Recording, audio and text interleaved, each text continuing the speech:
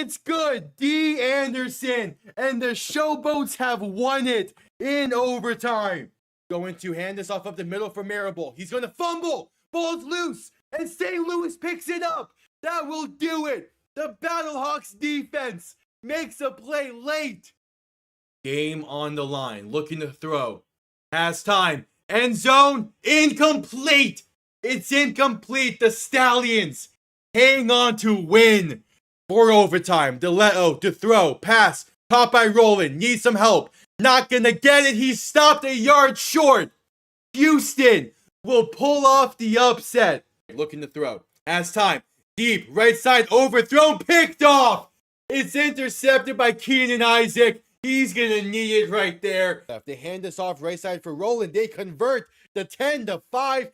Chris Roland. I should shut up. Chris Roland touchdown. That's the dagger. Knicks toss left side and there's room. Pass past the 30, past the 40, past the 20, 15, 10, 5. RJ Harvey. There we go. One play. Just need one play out of you. Gonna play action and look to throw. Mariota, sometime. Pass intercepted. It's picked off. Yes. Yes. One play was all they needed. Jack Jones. Williams, play action. Rolling left, looking to throw. Has time. Pass. End zone intercepted. It's Keyshawn Nixon calling game. Darnold to throw. Has time. Pass. Wide open. Over the middle. The Seattle Seahawks do it. Play action looking to throw. Williams has some time. Pass deep. Over the middle. Has a man. It's DJ Moore. Touchdown Chicago. They win in overtime. Snap good. Hold good. Kick up. And he missed it. Wide right. The Steelers will host Houston on Monday night. Williams in shotgun. Back to his right. 3 receiving options to the left. 4th and 4. Trip to Seattle on the line. Man in motion. Williams looking to throw. Pressure coming. Rolling left. Trying to buy some time. Back near the 40. Pass left side. Williams is caught. Touchdown Chicago. Cole Kmet. Somehow the magic remains. What? May looking to throw in 3rd and 6. Rolling left. Gonna take it himself. And that will do it. A first down carry. It's a gain of 7. And the Patriots have booked their ticket to Santa Clara. Zeros on the clock. The Seattle Seahawks, for the first time since 2014, are your NFC champ.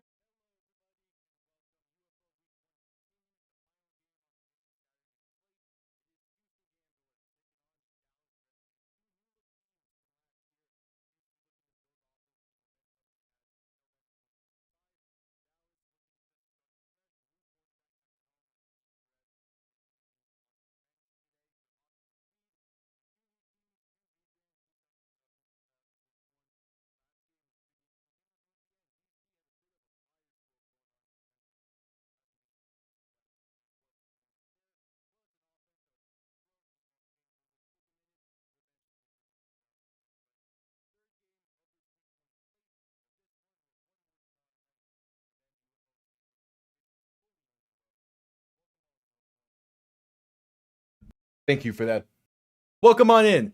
3rd game on the docket for this week 1 slate. 2nd game on this Saturday. We shall see how week 1 continues. I got to unmute. But welcome on in. 2 new look teams. Houston had a good end of 2025. We shall see how the Gamblers look, as they were the Roughnecks Roughnecks last year. Dallas going to be benching Luis Perez for week 1. He is going to be riding the bench for Austin Reed, who gets his first start in the UFL. So we shall see how things play out. I'm expecting both teams to be a bit sluggish at first, but as the game goes on, hopefully this will be still a competitive game like the previous 2. But we shall see. Welcome on in. Yeah, those Houston uniforms those are nice uniforms. Dallas keeping it simple. Kickoff moments away.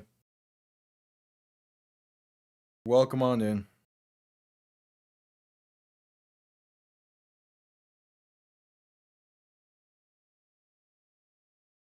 Welcome on in. Nolan Henderson gets the start for Houston. Again, he played pretty well in the tail end of last season as the Roughnecks were trying to get a playoff push going there. See how he does beginning of this season. Again, Dallas going with Austin Reed over Luis Perez. That's probably the biggest storyline of this game is how will this Dallas offense look? They're also going to be without a few key pieces. Deontay Burnett and Day Hunter are both inactive for this game. So another piece of the puzzle there to see how Dallas navigates. But we shall see. As kickoff is moments away. I kind of want to see Dallas get the ball first in this. I want to see what their offensive mindset is with Austin Reed.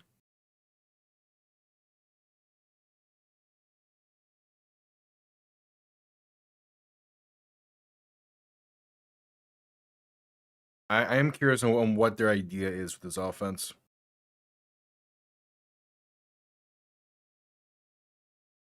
But time will tell. One more commercial break, then we should be getting to kickoff.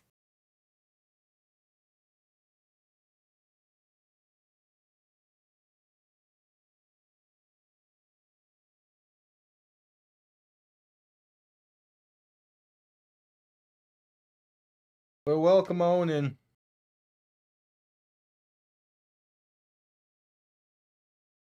Yeah, this Dallas team still has a ton of talent, even with the two guys being inactive.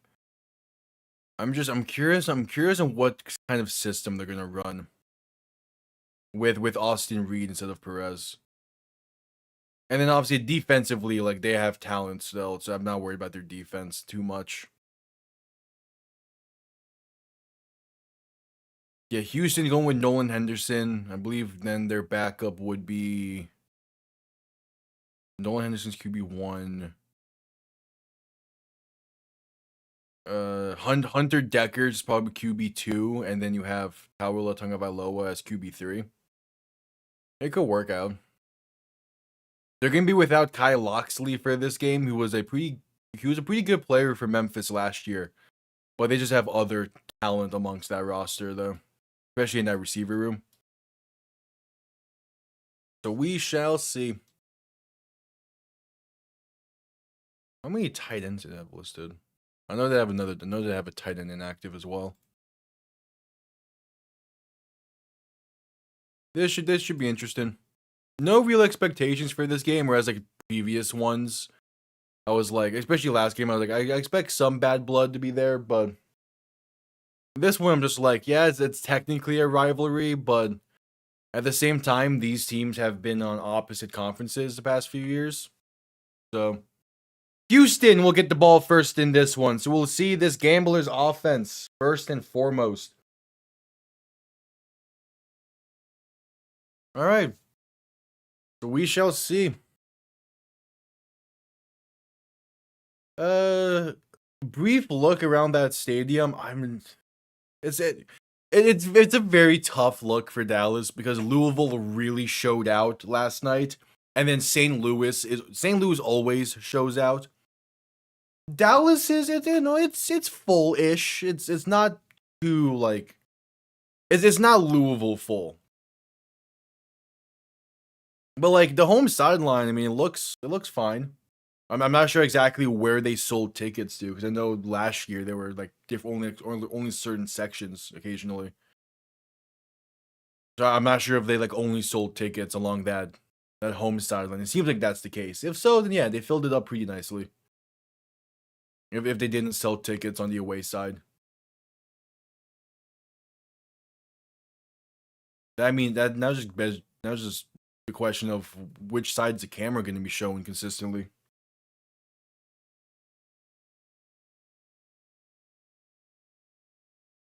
All right, teams are lined up for the kickoff.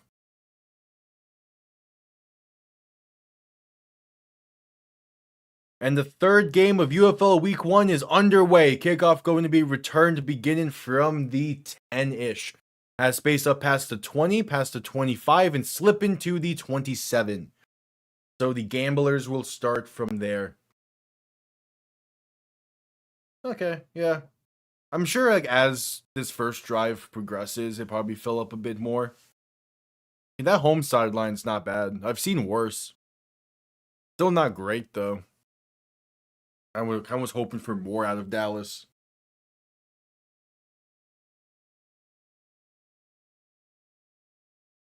All right, Henderson in shotgun. Back to his right, 3 receivers to the right as well. First play of the game. Quick pass right side, going to be caught with space. Up past the 30 and brought down near the 34. That is Justin Hall on the grab. All right, nice way to get things going and getting into a rhythm early. To have the receiver talent to just simply do those quick passes early and get into a rhythm with no issue.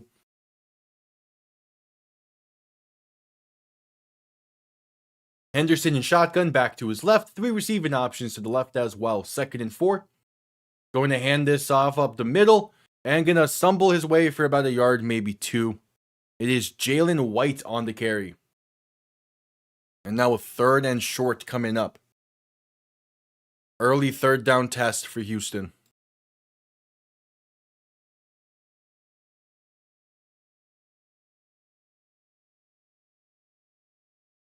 So interesting. Kurt Merritt is not the starting running back. He's on the field now, but Jalen White appears to be the main halfback.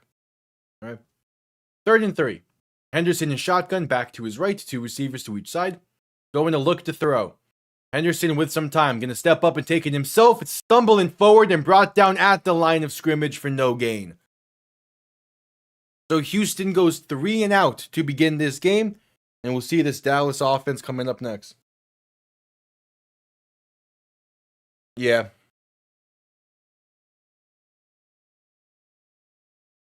These big networks, the TV networks always have weird stipulations with showing games and all legal stuff involved with it.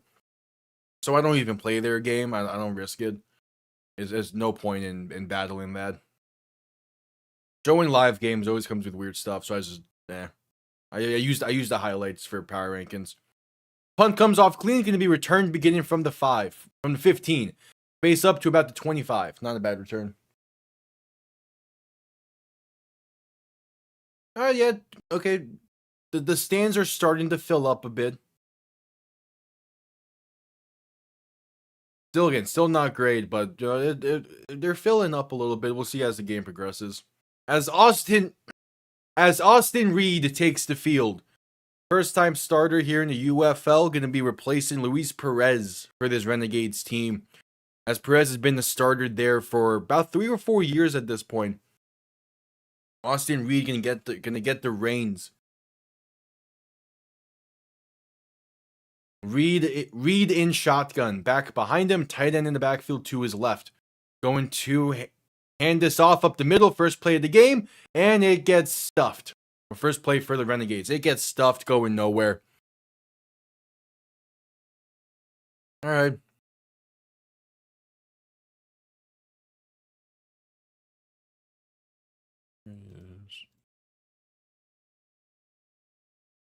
That was Elias Merriweather on the carry. So yeah, Day Hunter is inactive. So Lorenzo Lingard is going to be their power back in this. Reed under center, back and fullback behind him, 2nd and 11 from their own 23. Play action looking to throw. Reed with some time, stepping up, launching one deep, right side, has a man. It's placed beautifully inside the 20 to the 17. Tyler Vaughn's on the grab. What a throw from Austin Reed. That is... Jeez, that's an insane throw. For your first pass attempt, that's crazy. Released it at his own 19, and Vaughn's caught it near the 30 before someone after the catch there. All right, Reed in shotgun, quick pass right side, going to be caught, and that's a gain of roughly 3 up to the 15. Austin Reed. He spent 2022 with Western Kentucky and led the nation in passing yards. Before that, he was at the University of West Florida, where he was a two-time national champion there. So he has the talent. It's just he's someone that he hasn't been playing in it for a while. So I'm curious to see how quickly he finds his groove. Turns out it took him 1 play.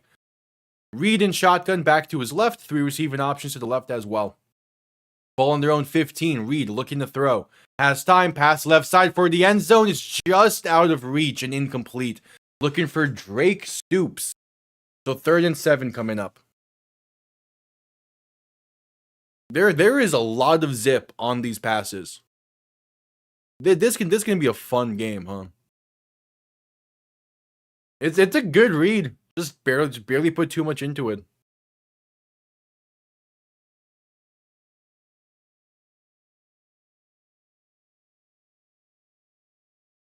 So 3rd and 7, Reed in shotgun, back to his right, 2 receivers to each side looking to throw once again. Has some time, pass over the middle, is bobbled and incomplete. Looking for Merriweather, but couldn't hang on. So 4th and 7. And a drive that started with a insane throw from Austin Reed is now going to have to settle for a field goal.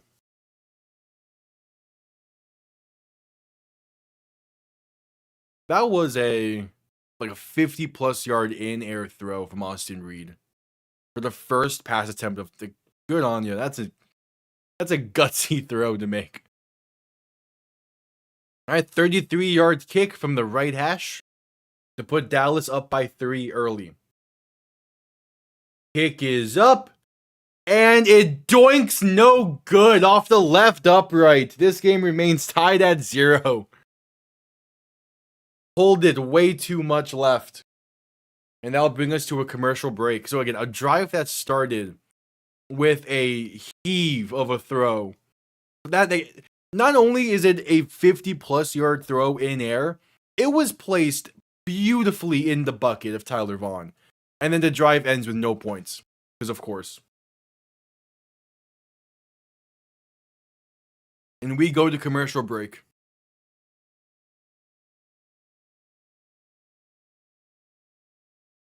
Kickers have not been great today, or really this entire week so far.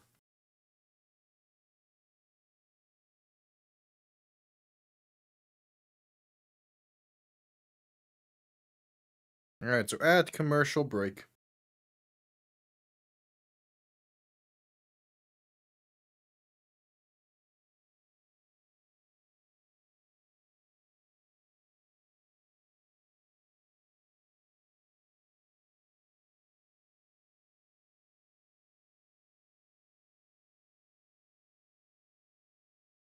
At commercial break.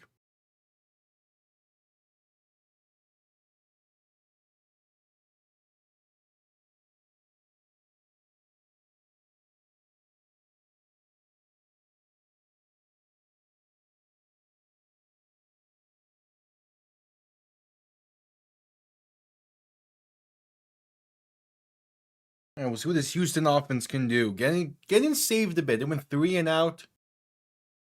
Should be down by 3 right now. Instead, still a tied game. Still time for Nolan Henderson to find the groove without having to play with a deficit. Ugh.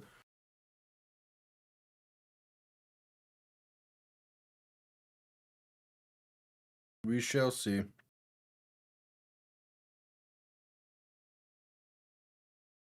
Still at commercial break.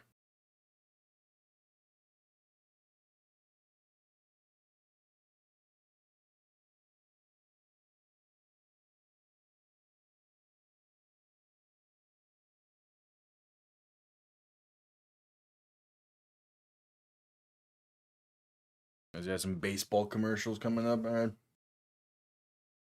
There you go. Just getting back from commercial break. We'll see what Houston can do on this next drive after going 3 and out on the opener.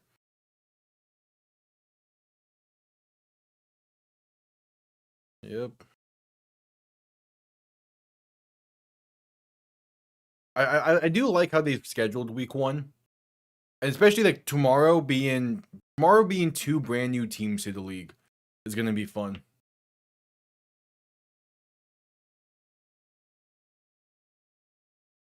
I'm really excited to see how Orlando shows up for the Storm. Henderson in shotgun, looking to throw in 1st and 10. Quick pass, left side's intercepted, and he's gone. It's a pick 6 for Dallas.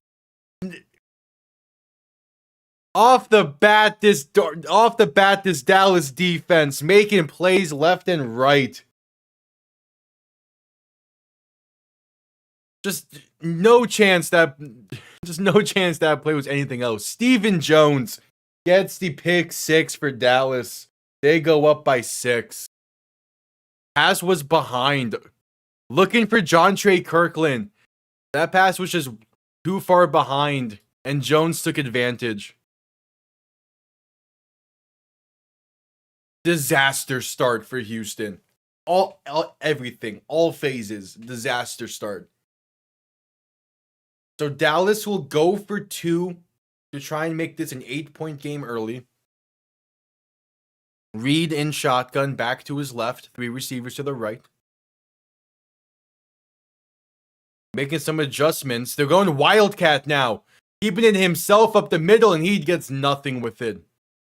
They shifted into Wildcat with Greg Ward getting the direct snap, and it just did not work out. All right, so a pick 6 on the first play of the drive for Houston. Dallas leads by 6. We'll see how Houston shakes it off. We're going to a commercial break here. It's Fox, so I imagine so. Yep, heading to a commercial break. First defensive touchdown of the season. It goes Dallas's way. Nice.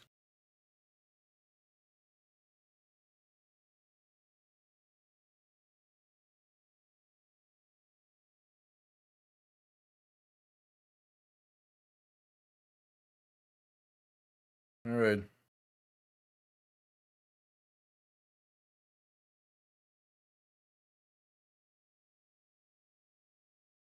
Rough start for Houston.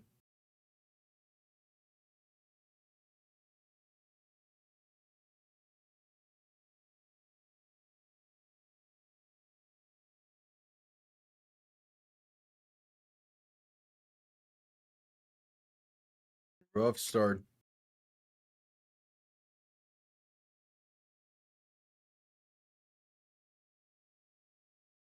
At commercial break.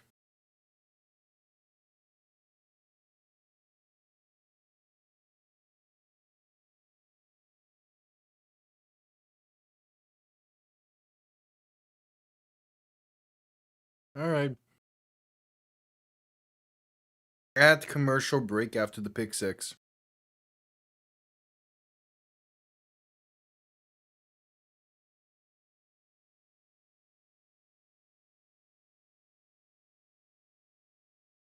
Wait to see how Houston bounces back. There's 3 and out on the opening drive. Then the defense gives up a 60-plus yard play on the second play of Dallas's drive. They end up getting in the stand, but still. And then a pick 6 right after the missed field goal that kept you from being in the deficit. Just tough. All right, just getting back from commercial break. They're interviewing Stephen Jones along the sideline now after the pick 6. Again, it was just a bad throw. If that ball is placed to the sideline, might have been able to do something with it. Also, he was not looking for John Trey Kirkland. Now they have a better look at the jersey number. Oh, that's cool. They don't even have that. Jalen Cropper's who he was looking for there. Instead, it goes Stephen Jones' way. Kickoff underway. Going to be returned from the goal line. That's a great kick. Face up past the 20, past the 25, and brought down near the 30. All right, Houston, what you got?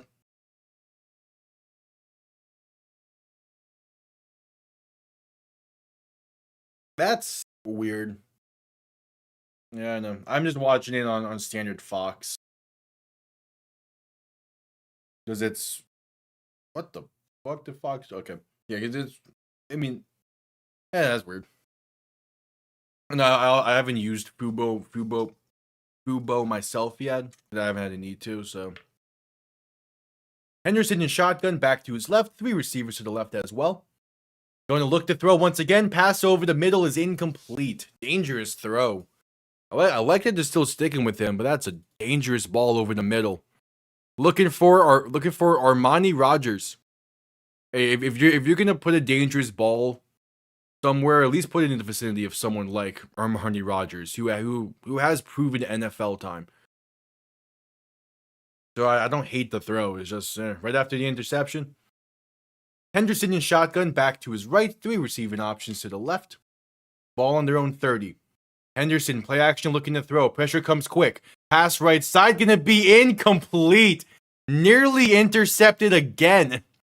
Looking back towards Jalen Cropper. Ajeen Harris, the defender there. Nearly a disaster start for Houston. I mean, it's already a disaster start, but nearly even worse. Yeah, just off the back foot, another underthrown pass.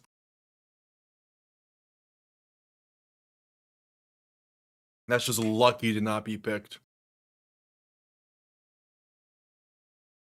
Henderson in shotgun, back to his left, looking to throw on 3rd and 10. Pressure coming quick, rolling right, buying some time. Still looking, pass right side, gonna be caught along the sideline. It's Justin Hall on the grab, it seems, unless they're ruling it incomplete now. No, they're ruling it caught, I think. Not the most on-target throw, but no, that's incomplete. He leaves his feet to catch that. So another 3 and out for Houston. Just not a good start. 2 3 and outs and a pick 6 is how the Gamblers start this game. Sure. Punt comes off clean. Going to be returned beginning from the 23. Space up past the 30. Brought down near the 32. Rough start for Houston. I mean, I'm not surprised that they're starting off rough. But, I mean, 3 drives and you have not moved the ball pretty much at all. As we go to a commercial break, 8 minutes to play in the first quarter. We'll see what Dallas can do on their next drive. Their second drive of the game.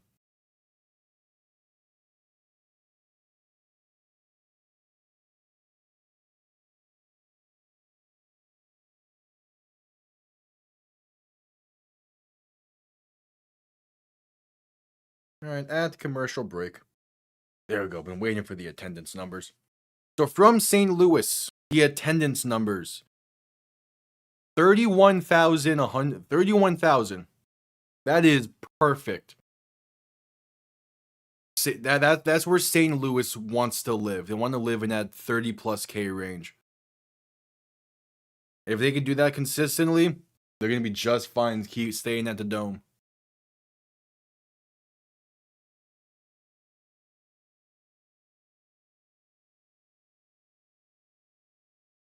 All right, at commercial break. I'm going to be curious about the attendance numbers for this game. Because that's just one where I'm like, I don't know, it doesn't look great. But they also weren't selling tickets to half of the stadium, which is weird, because the whole point of moving to these smaller stadiums was to get more people there, whatever.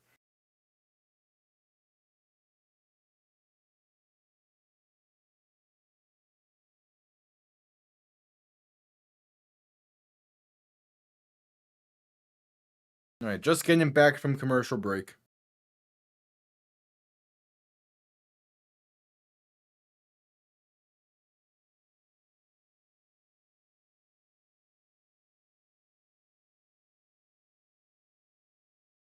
Just getting back from commercial break.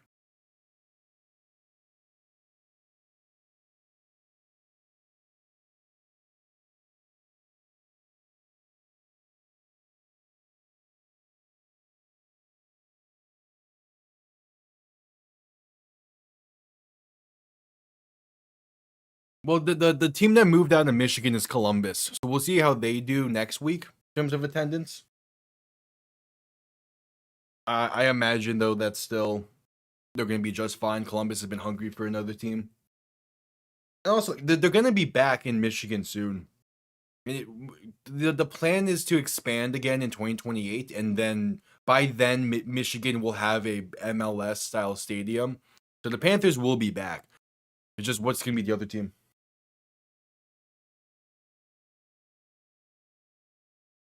Yeah, Well, the other thing is like Dallas/Arlington is always going to be a market because that's where the headquarters are.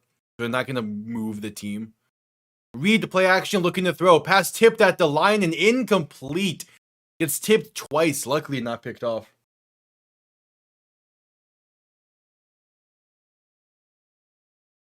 Like obviously, as the season goes on, I could see Dallas getting better attendance wise. I mean, already like throughout this game, attendance has been slowly building. Like they're filling up that sideline pretty well. Reed looking to throw in 2nd and 10. Has time, pass over the middle, is caught for the first. Down to the 45. Good catch through the traffic for Tyler Vaughns. And they're keeping the chains moving. Yeah, I also just think, like, just in general, Dallas does not need more professional teams. So like, I just don't see a need for them having a team there. But there's gonna be one as long as that's where the headquarters are. Reed in shotgun, back behind him. Gonna hand this off up the middle, and there's space. Past midfield to about the 47. Alright, that was Lorenzo Lingard on the carry. And with the Renegades pass in midfield, they can no longer punt.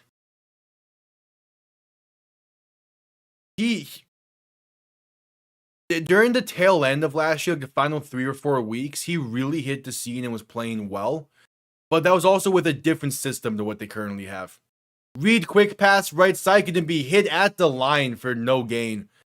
Big hit as soon as he caught that ball there for Seth Green. Henderson also had a lot of his success last year with his legs. So it was always going to be a question of, like, can that translate to this season, even if it would have been the same scheme or not? But, like, it's a new offensive style that they're running, so it's going to take time for him to get accustomed to it.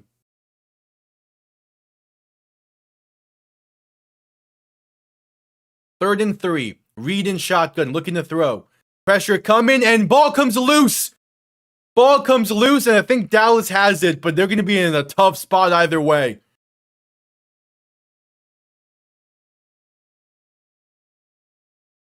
Yeah, I think this is going to be Dallas ball. But it's going to be 4th and long, and they can't punt. Who forced the fumble? Charlie Thomas forces the fumble from the linebacker spot. And he nearly falls on it himself. Actually, if they review that, I think they're going to... If they review that, I think they... If that gets reviewed, it might be Houston... whatever. 4th and 15. Reed in shotgun, looking to throw. Pressure coming, pass over the middle. Going to be caught to get past midfield and down to the 48, but not enough for the first. It's a turnover on downs. Lorenzo Lingard on the reception, but going to be Houston ball near midfield. 5:22 to play in the first. And Fox is right back to their old ways of having commercial after commercial after commercial. We go to commercial break. All right, this is a good chance now for Houston.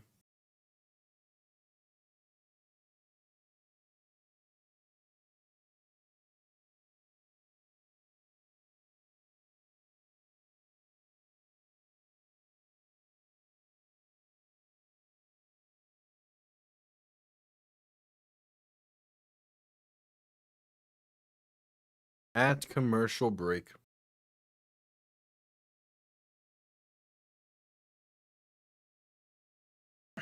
Oh, that's cool. Bob Stoops is at the game, being an honorary captain for Dallas. That's nice.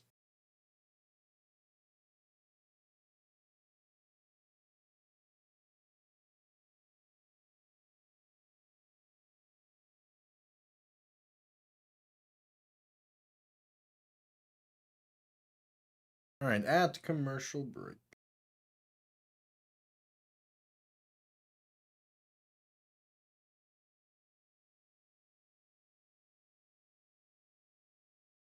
So again, 3 drives for Houston already.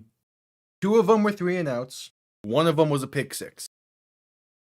You're on the 48-yard. You're on your own 48-yard line. So unless you legit go nowhere, You're in 4-down territory. You should be able to get a first here. And then from there, who knows?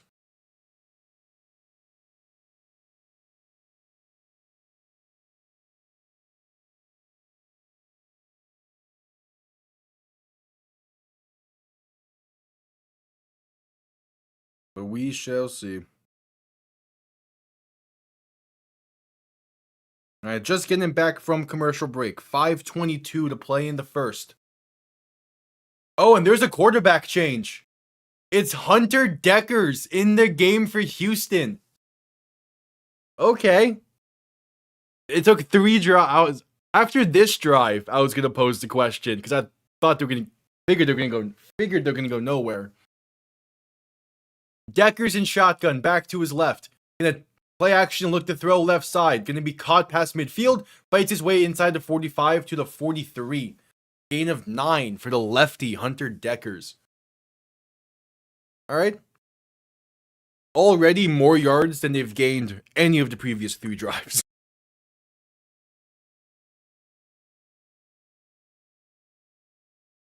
But since they passed midfield, they can no longer punt on this. 2nd and 1, Deckers in shotgun. Back to his left, 2 receiving options to each side. Quick throw, left side, gonna be caught, makes 1 man miss and has room for the first. Inside the 40 and down to the 39. Nice. It's Cam Sutton on the grab. That's the first down of the game for Houston. Houston has the ball.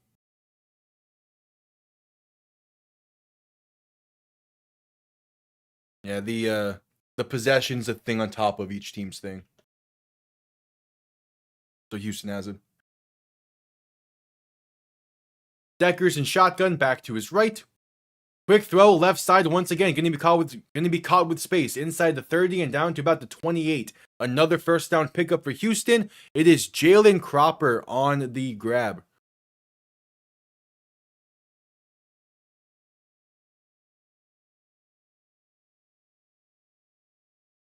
Nice. Again, much different offense compared to the first 3 drives of this. Deckers looking to throw once again. Pressure comes quick, rolling left. They're going to just toss this one left side for Cropper.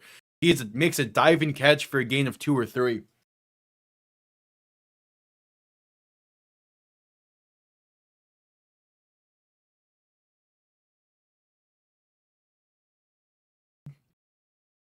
Just night and day difference for this offense. 2nd and 8. Deckers in shotgun, back to his left. 3 receivers to the right, looking to throw. Pressure comes quick. Dump off left side for a halfback screen. Gonna be incomplete. A little bit too high for a little bit too high for Kurt Merritt. Gonna be a 3rd and 8.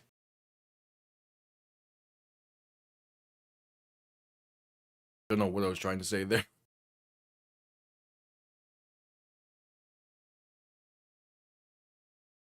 Just under 3 minutes to play in the first. Deckers in shotgun, back to his right. 2 receivers to each side. Ball on the 26-yard line of Dallas. Deckers to throw. Pass left side. Just too far outside for the diving effort of Justin Hall. So the drive stalls out right before the red zone, and out comes the field goal unit.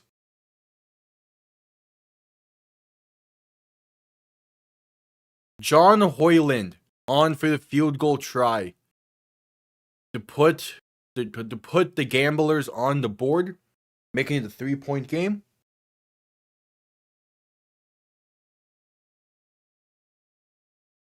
"44-yard kick from the left hash. Kick is up, and it is good. Plenty of leg on that one. Jeez. We might have another 4-point field goal today. If he's given a chance, I think he can hit it. 2:07 to play in the first, and we're going to head to commercial break before Dallas's next drive.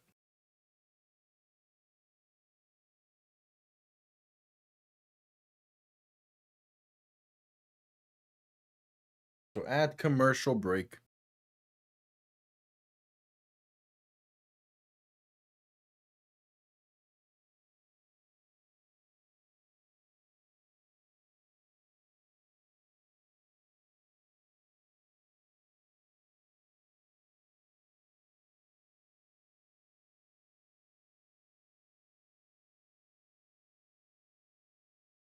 At commercial break. Dallas's offense had that really one great play. Besides that, it's kind of just been nothing too standout-ish. But again, all you really need is one great play, and you set yourselves up for an entire drive. So we'll see. But yeah, for the most part, getting about what to expect from a game like this, where kind of both sides are figuring out what kind of system they want to run. So we'll see.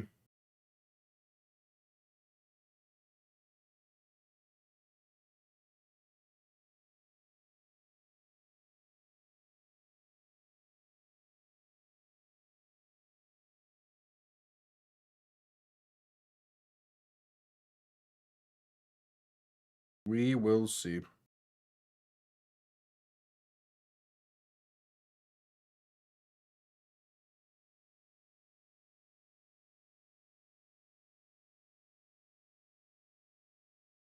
All right, so at commercial break still.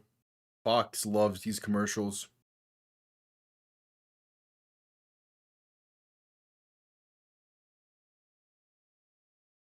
One thing with Fox's broadcast of these games I've not liked throughout the past few years has been how often they go to commercial break.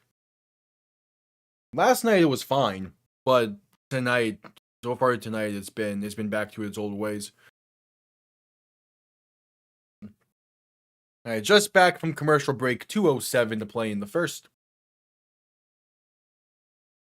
Houston set to send this one away. And we'll see this Dallas offense once again.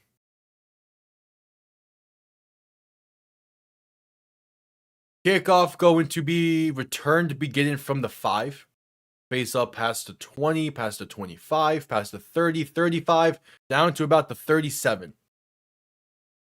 Really solid return. So out comes Austin Reed. We'll see what he can do. Again, he had that great pass. He had that great pass on the opening drive. Went for 50 plus yards. Was great. Besides that, this offense has been kind of slow. But he hasn't been playing bad. It's just in general, the offense has been Reed in shotgun. Back to his left. 3 receivers to the right. They're saying ball in the 40. Okay. Reed looking to throw. Quick dump off left side. Going to be caught with space and out of bounds at around the 46-ish. It is Elias Merriweather on the reception. Out the backfield there on a swing pattern.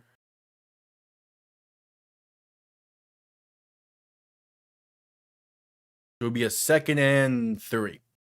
Reed in shotgun, a back to his right, receiver in the backfield to his left. Quick pass out right side, going to be bobbled but caught for a gain of about a yard. Drake Stoops on the reception. 3rd and 2, just under a minute and a half to play in this first quarter.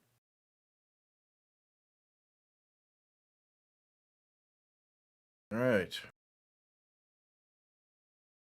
They have not passed the midfield yet, so they're free to punt if they don't get this, if they want.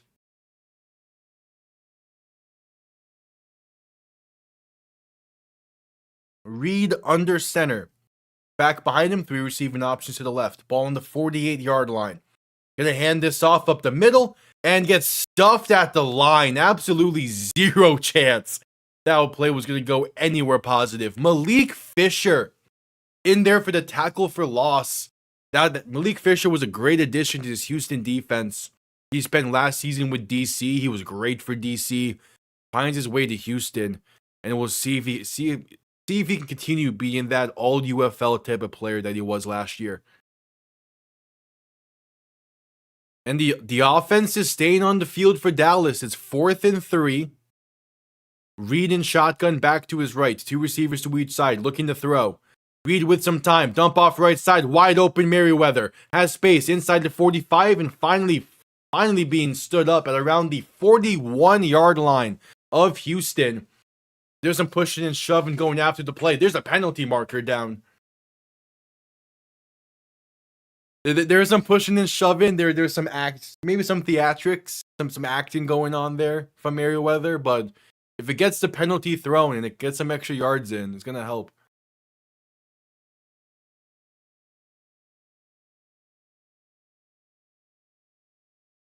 And now they picked up the penalty. Okay.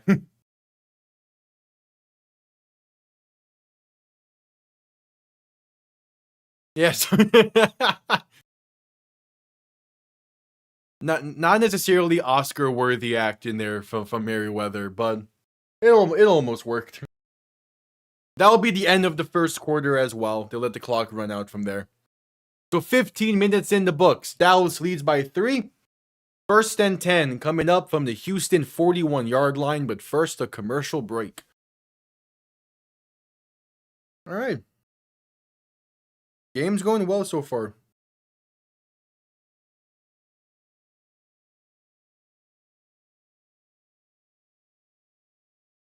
Game's going well.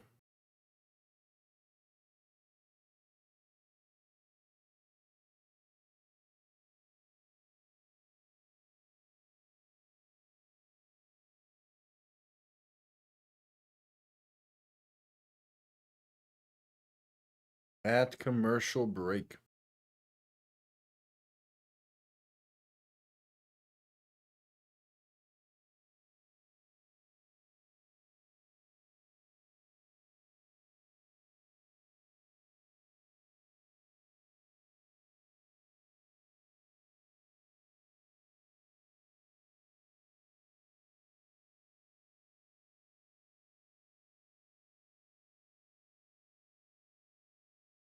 Dallas's offense is moving a lot better in this drive than the previous ones, even with the 50-plus yard pass.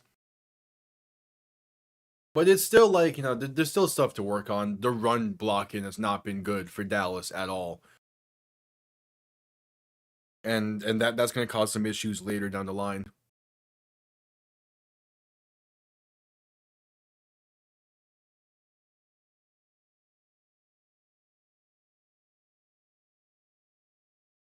We shall see.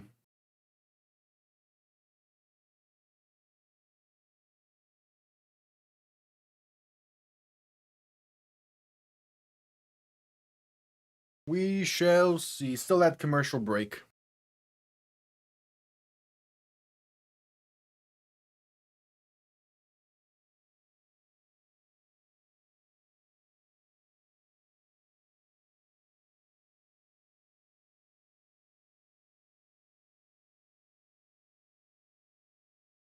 At commercial break still. Should be getting back to it here shortly.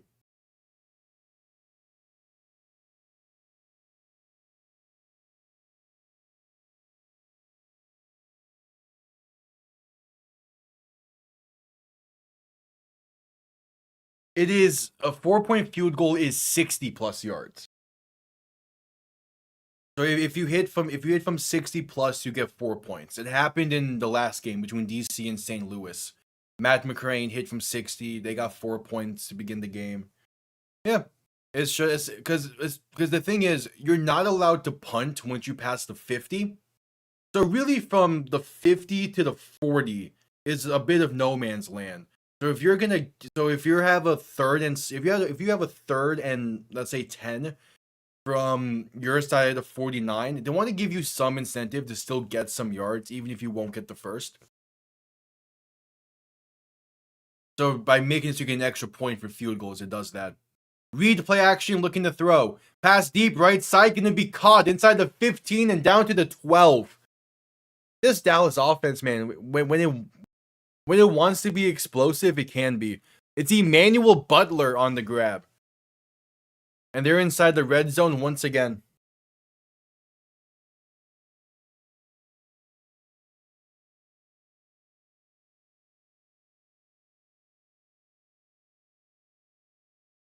Yeah, 4-point field goals are going to cause a lot of interesting strategic plays. Reed under center, back behind him, going to hand this off left side. There's some good blocking in space, inside the 10 and down to the 8 for Elias Merriweather.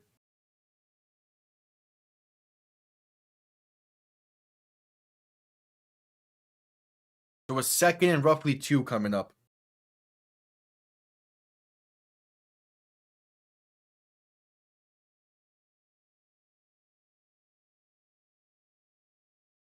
I'd say 2nd and 4, okay.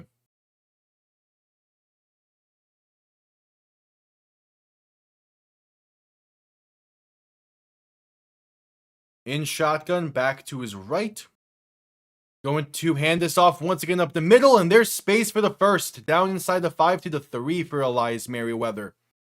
1st and goal once again for Dallas.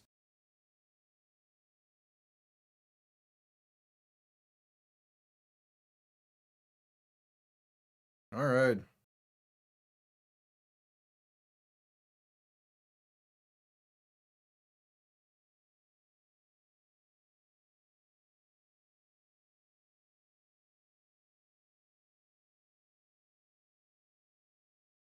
Reed in shotgun, back to his right, 3 receiving options to the right as well. Reed looking to throw, pass right side, going to be off the mark and incomplete. Looking back towards Emmanuel Butler, they wanted the penalty, nothing thrown, so it's 2nd and goal.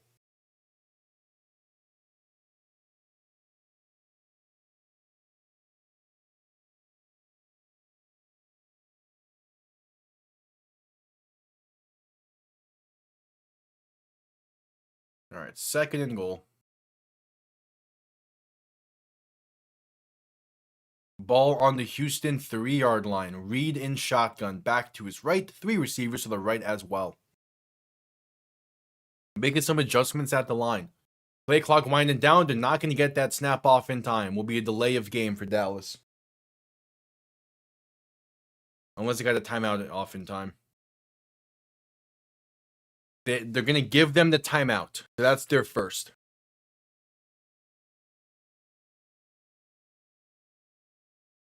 All right, 12:27 to play in the first half.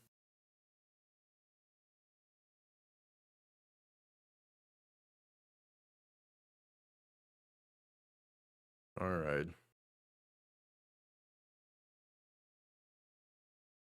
Second and goal. As the Renegades regroup.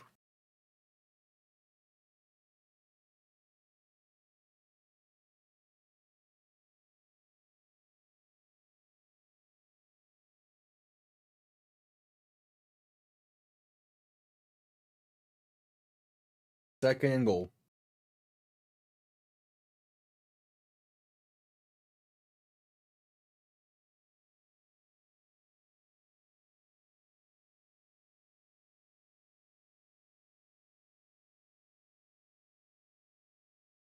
Reed in shotgun. Back to his right, 3 receivers to the right as well. Ball on the 2.5-yard line. Reed going to hand this off up the middle for Merriweather, and he stood up at the line for no gain. 3rd and goal coming up.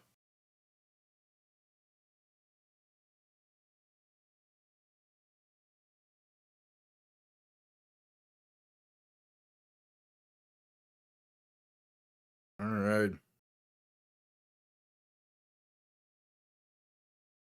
3rd and goal.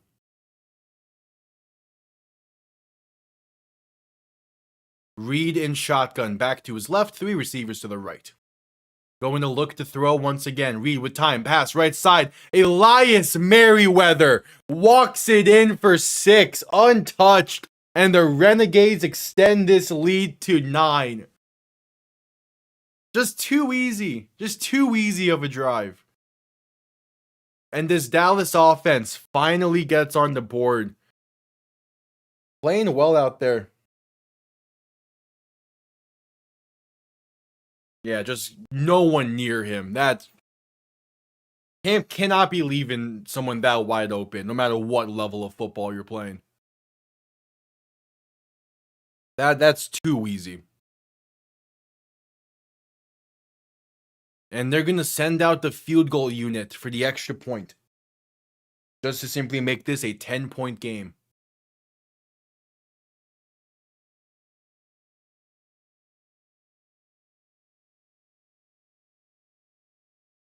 All right, so the extra point. It is up, and it is right down the middle. Plenty of leg on that kick as well. Okay. We might have 2 kickers that can... We might have 2 kickers that can hit from 60 in this game. It'd be interesting.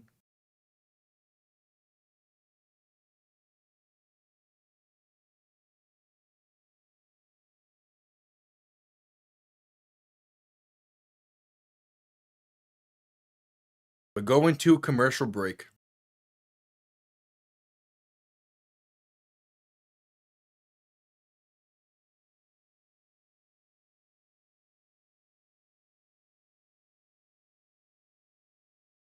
At commercial break.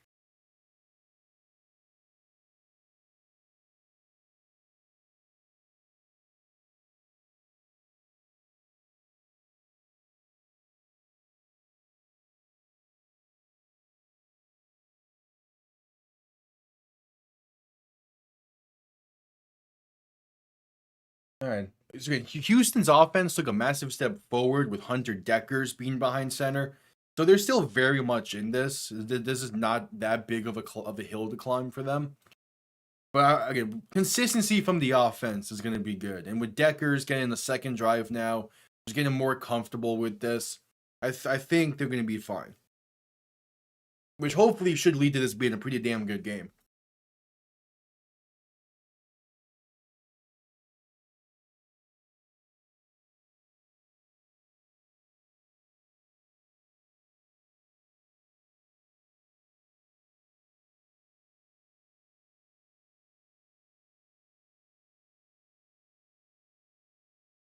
We shall see.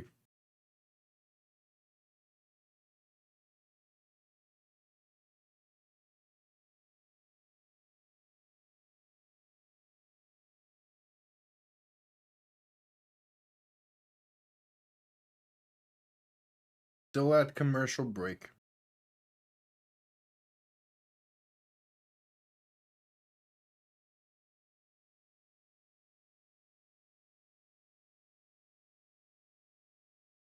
At commercial break. All right, just getting back from commercial break. Here we go.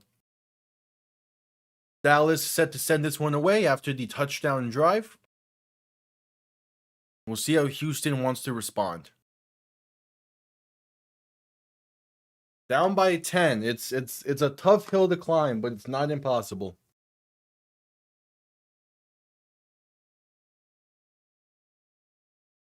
All right, kickoff underway. Going to be returned beginning from the 10-yard line. Space out past the 20, 25, past the 30, and brought down near the 34. All right, nice. Hello. Welcome on in. All good. All good. This game has pretty much just started. Yeah, I haven't had the spring league since the Guardians. I wear the Guardians jersey. I got this New York Guardians jersey from the XFL 2.0 for my birthday that year.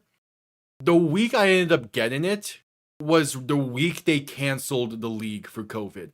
I was pissed. The Guardians eventually moved to Orlando, but I didn't care too much about them at that point. They elected Brandon.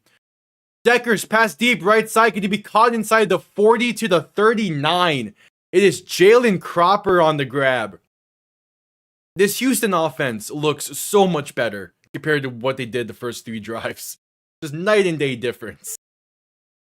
And they passed midfield. Hunting is not allowed anymore.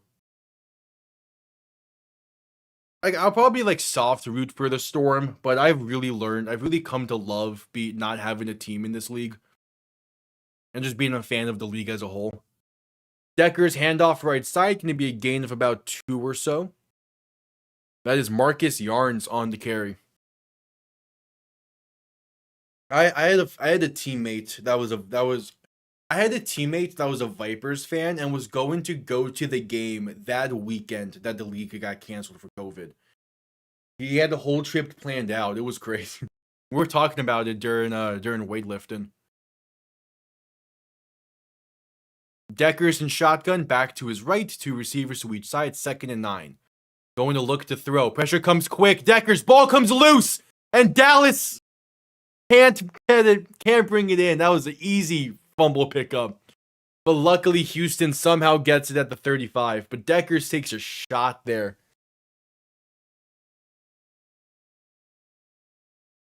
Not a shot. He still gets hit pretty hard. How does Dallas not get that fumble? I gotta be prepared for that blindside.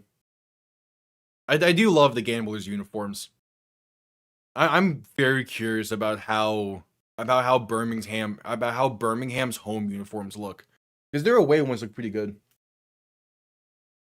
Yeah. No, that was what the second half of DC St. Louis was earlier. Especially when DC was on offense. That was tough. Which is weird because DC's offense should have been so much better than what it was. 3rd and 15. Deckers in shotgun. Back to his left. 3 receivers to the right. Ball on the Dallas 40-yard line. Decker's gonna look to throw. Has time. Pass left side is well off the mark and incomplete. Looking for Kirk Merritt. So they're on the 40-yard line. 4th and 15. They can't punt. Their kicker has a leg to him. This will be near his career long from college. It would be about 58-yard kick. His career long is 56. He has the leg, I think, to hit from 60. They're going to keep the offense on the field. 4th and 15. Decker's in shotgun. Back to his left. 3 receivers to the right. Going to look to throw. Has time. Pass over the middle is just too high and incomplete. It's there. It is there. If he places it back shoulder, Armani Rogers has it. But just couldn't quite connect. And it's a turnover on downs. Yeah, just too high. All right, 9:32 to play in a half. Commercial break. Hell yeah. Love Fox.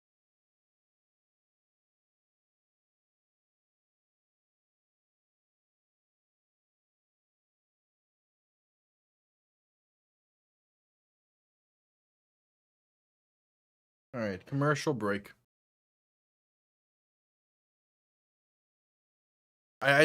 We saw it in very first score of the last game was a 4-point field goal. I think we see it again in this one at some point.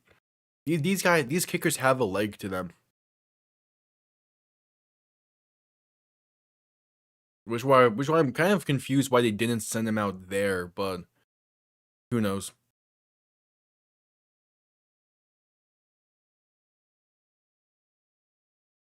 We'll see. Still at commercial break.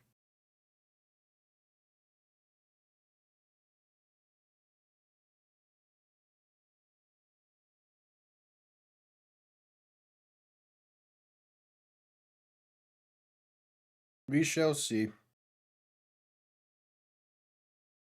This Dallas offense found a rhythm a bit. Curious to see what they want to do in this next drive.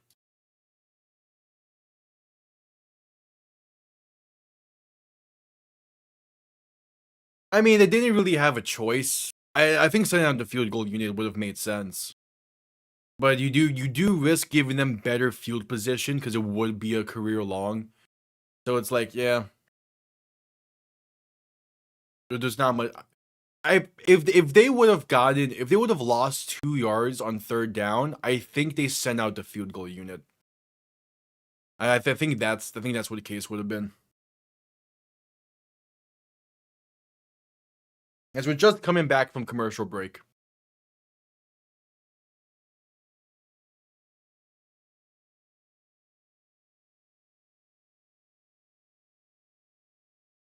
But it's like, yeah, 50, 57, 58-yard field goal. It's right near his range. Just based off of career long. But it's like, yeah, I mean, in a game like this, it's like, you kind of don't want to... in a game like this, you don't want to give too good field position up.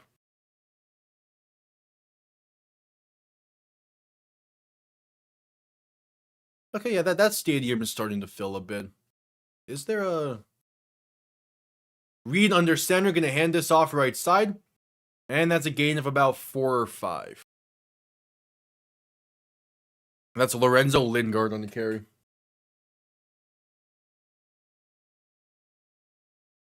Is there a Rangers game on right now? Is that it?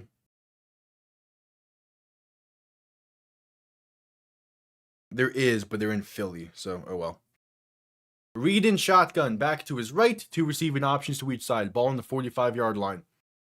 Gonna keep it himself right side and has space to about the 49 before sliding down. So gonna be a 3rd and 1. All right, using your legs, not good. Good choice there. Not bad.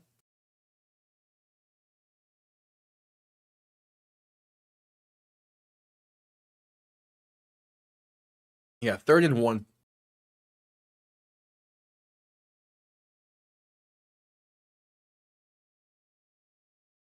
Kind of more so like a 3rd and inches ish. Houston making some substitutions. Reed under center, back behind him. There's the QB sneak, and that'll be enough for the first. They get about 2 on it. All right, but that also crosses midfield. So no more punting for this drive. We will see it. We'll see what the choices now are.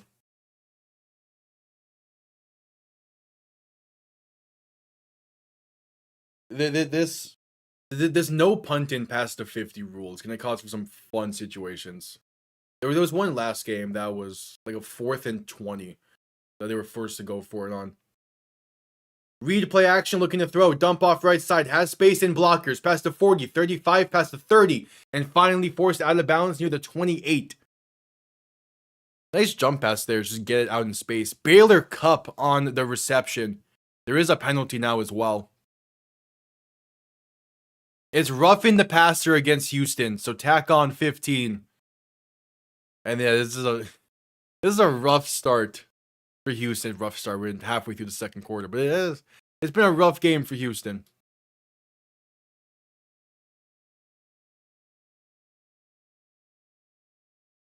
Oh yeah, he got hit low. He got hit around the ankles. So that's going to be called pretty much every time.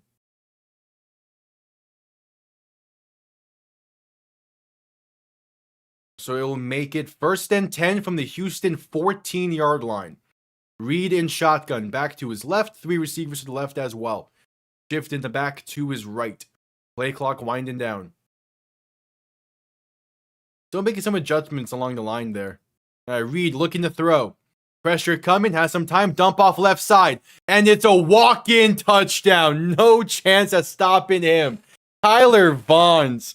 And Dallas is running up the score. Just a simple underneath route that Houston was nowhere near guarding. So it's 7 minutes to play in the half. They lead by 16.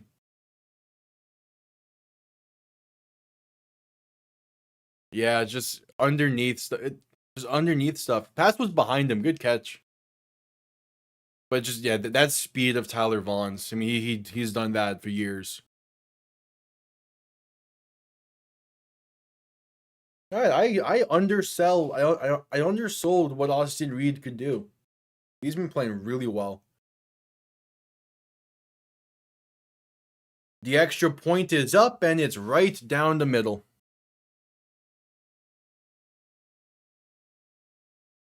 All right. Yeah, I undersold what Austin Reed can do at quarterback. He's playing really well.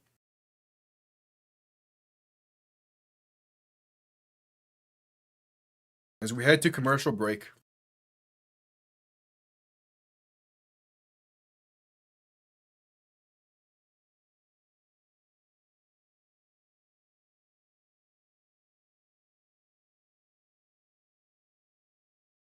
That good old West Florida project.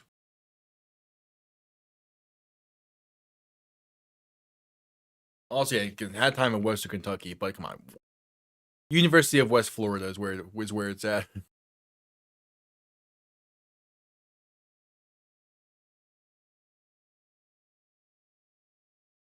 Man, dude's been playing well.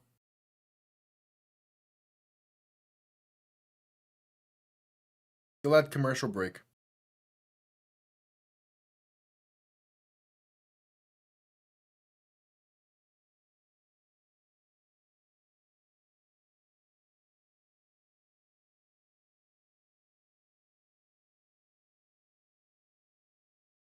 One second.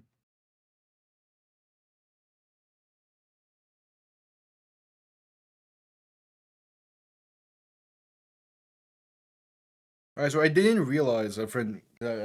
Okay, I chat with a friend during some of these games. I did not realize that that they're in the middle of renovating Toyota Stadium where this game is being played. That explains why only half the stadium was sold for tickets. So in that case, yeah, they're filling up this stadium pretty well then. I just thought they didn't sell enough tickets. But okay, they're renovating that stadium. Got it. Yeah, and in that case, it's filling up pretty well.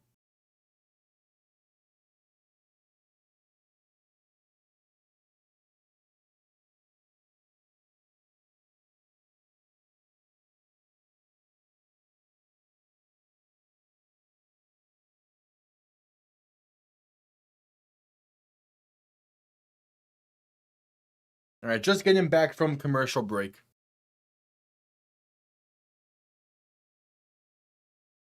And yep, tomorrow night, the final game of Week 1. Columbus takes on Orlando, 8 p.m. EST. That should be a fun game.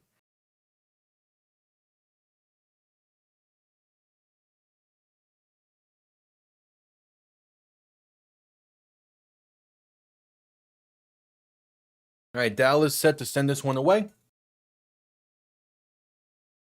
Kurt Merritt back for the return. Kickoff going to be returned beginning from the 8, face up past the 20, past the 25. Gonna get brought down to the 30. Takes a hit there as well. We'll see what Houston can do.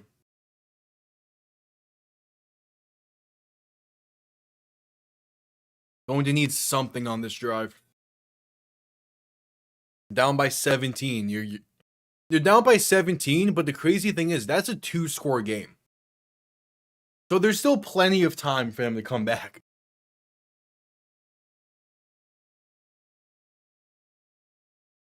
It's just they're gonna need the offense to get going. Oh, Nolan Henderson back in the game. Play action looking to throw. Rolling right and taking himself and sliding down near the 35. So they're running 2 QB. Got it.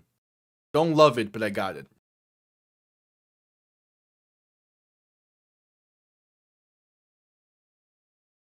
It would be.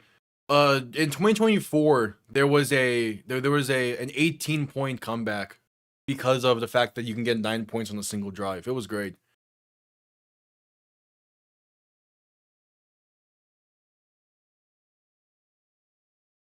Henderson in shotgun play action looking to throw. Pass over the middle is a dangerous one, but he hangs on and pinballs his way past midfield to about the 45.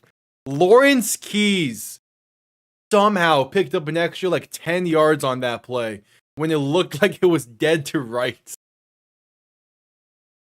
Hey, he just pinballs off defenders. Like no issue at all.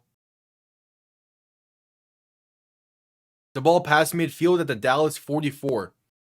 Henderson in shotgun back to his right, 3 receivers to the left. Going to look to throw once again. Quick pass right side, going to be caught. Past the 40 to about the 37 is Jalen Cropper on the grab. That's going to be...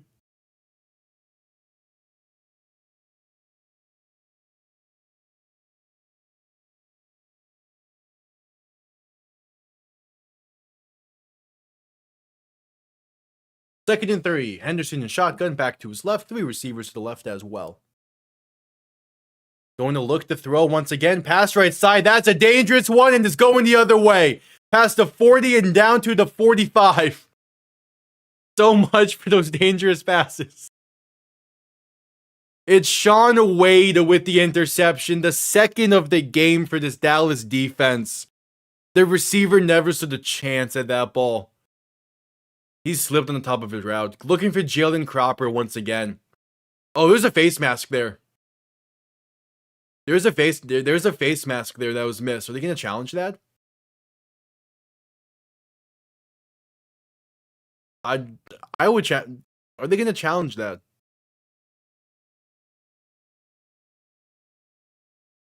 Yeah, it's still not a great decision, but if they challenge for that face mask, they probably win it. Doesn't seem like they're going to. Reed gonna hand this off left side, and that gets stuffed at the line for no gain.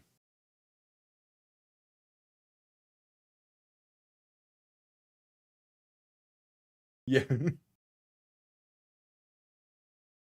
Yeah, no challenge. We've seen one challenge so far this season. Yeah. Yeah, that's just a weird throw to make. I mean, I think at this point, Nolan Henderson has had 4 drives. 2 of them were 3 and outs, 2 of them were interceptions. I think you should have to stick with Deckers. Reed looking to throw in 2nd and 9. Pass over the middle is caught. Breaks off one defender, going to be brought down near the 47. So a 3rd and 2 coming up.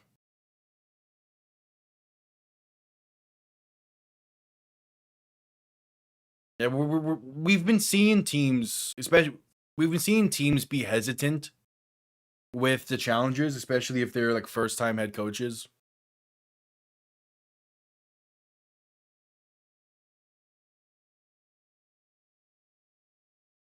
So that's gonna be interesting throughout the season how more challenges get called. Plus the fact you only have 1 per game. Gonna hand this off right side on the end around for Tyler Vaughn's. Gonna be enough for the first up to the 42. The biggest thing is you only have 1 per game. Do you really want to use it at the right time? But like you're down by 17. You would have I think that's a valid time to use it.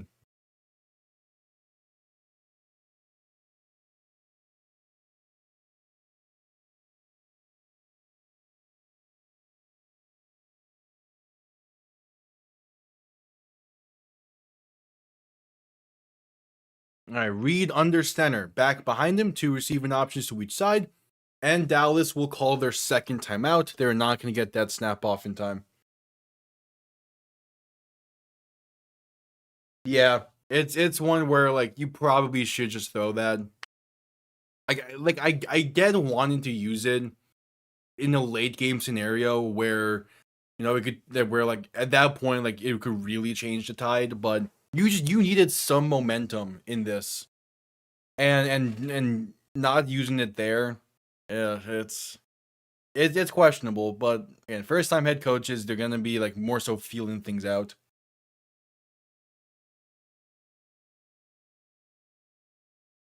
But also, we were under 5 minutes in the half. That's one that Landino could have stepped in for, I believe, as well. I guess maybe he doesn't want. I mean, Reed in shotgun, Reed under center, back behind him, 2 receiving options to each side, handoff right side, trying to find space, going to get a yard there for Elias Merriweather.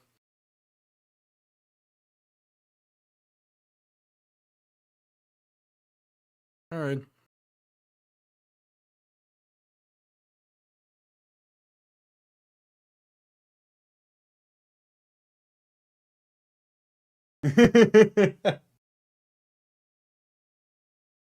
I mean, there is a reason why this league is partnered with DraftKings, because they know like if you want eyes on the league, the easiest way to do it is just to put gambling behind it.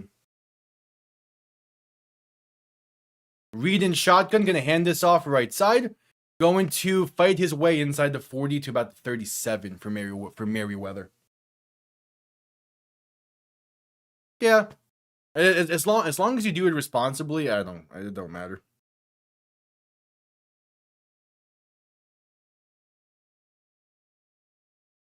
Yeah, that's true as well.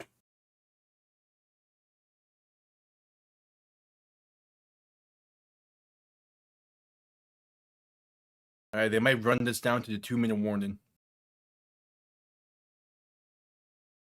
Yep, 2-minute warning. All right.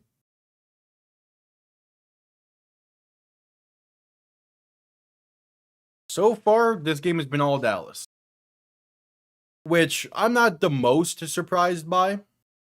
At the same time, I thought Houston would put up a bit more of a fight.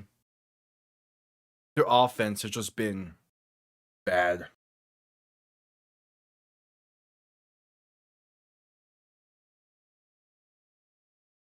But we'll see.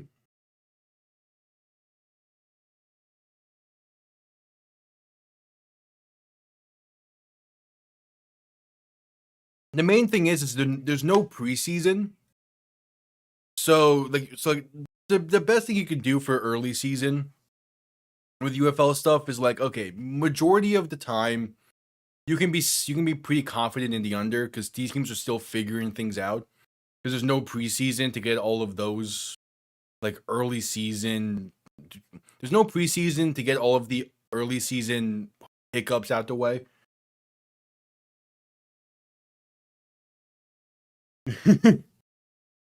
There are a few quarterbacks in the NFL right now that I'm just like, why are you not in the UFL?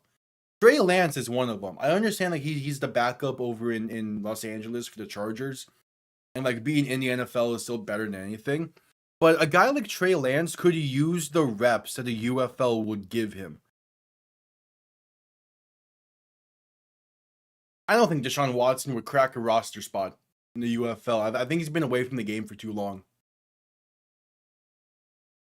And like when he does play in the NFL, he's not great.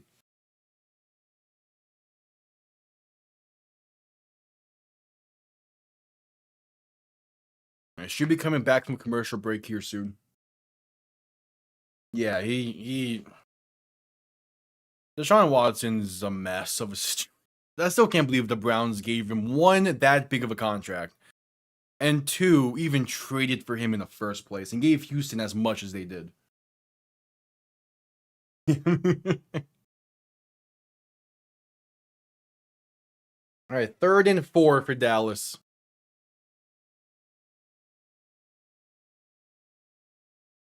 Reed in shotgun, back to his left, 2 receivers to each side.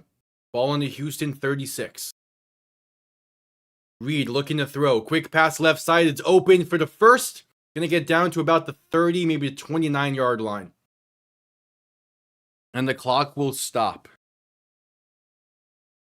It is Curtis Hodges on the reception.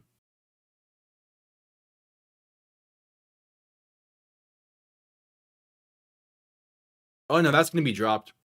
Yeah, that very quickly ruled incomplete now.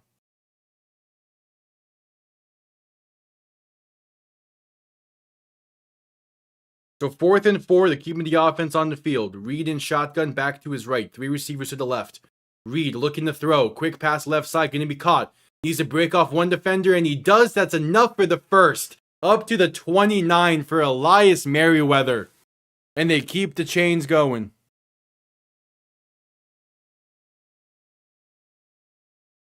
Yeah.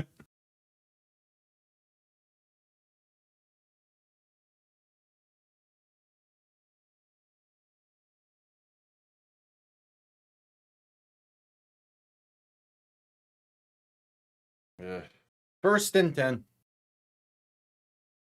Reed under center, back behind him, handoff left side. Room for Merriweather inside the 25 to the 24. Clock's also still rolling here. Houston has all timeouts, not using them. All right. Yeah, guys, I don't care too much about the halftime show they're pulling on here in Dallas.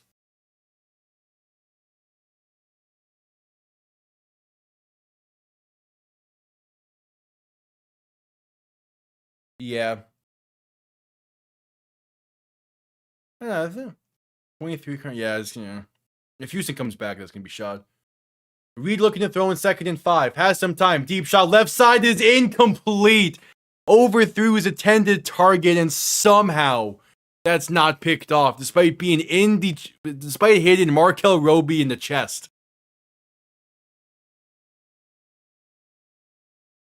The biggest thing that's stopping Trey Lance is just his lack of reps. So like, spend a season, and then you go back. You have those reps under your belt, and then you could probably latch on somewhere. And instead of being a borderline starter, you are a starter.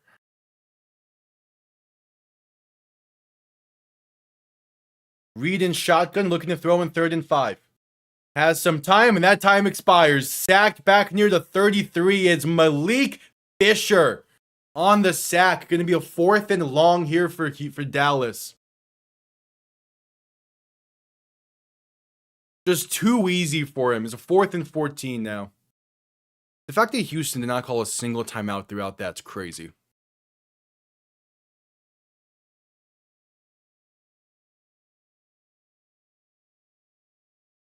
Yeah. It was 4th and 14. They're gonna let this clock run for a bit.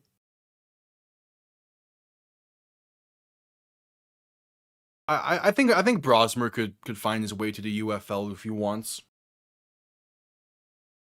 Because the thing is, if you have time in the NFL and then started games in the NFL, the UFL is at least going to give you an opportunity to be a starter there before going away with you. So I could see Brosmer latching on if need be.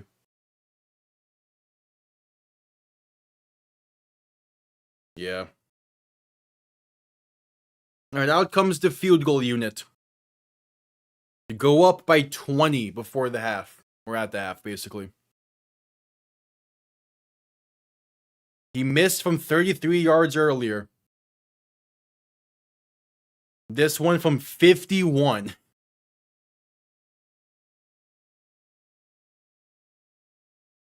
Yeah, I don't think Jalen Milroe is going to find his way here.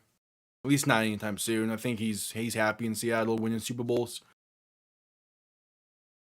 51-yard kick from the left hash.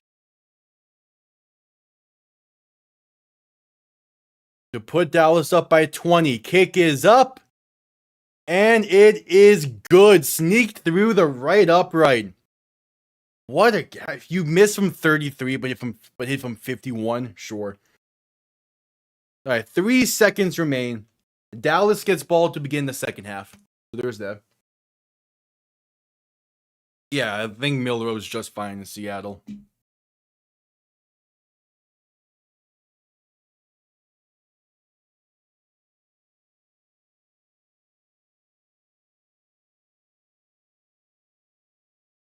There's a good chunk of players entering this year's draft that I think could find themselves in the UFL in the next year or two.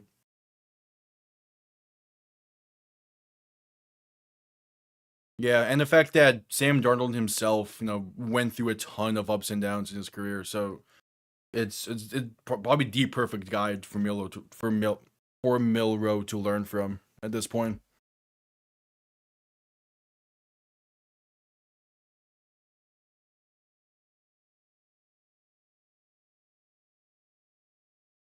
All right, 3 seconds remain in the half.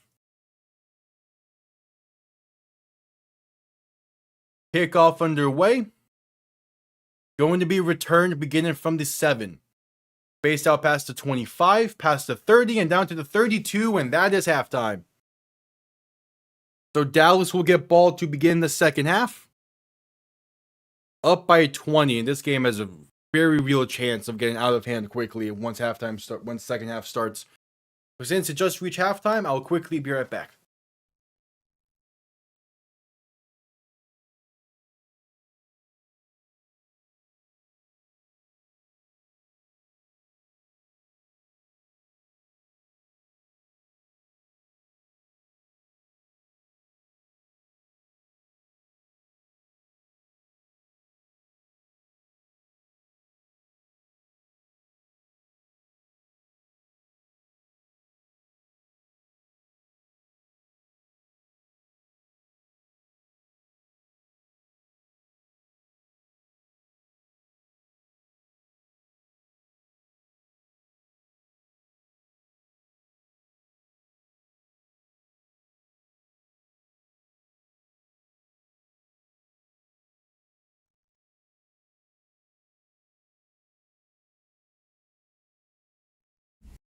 All right, I'm back.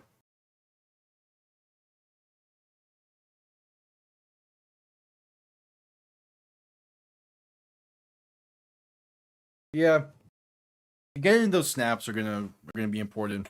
But again, the preseason will be fine for him.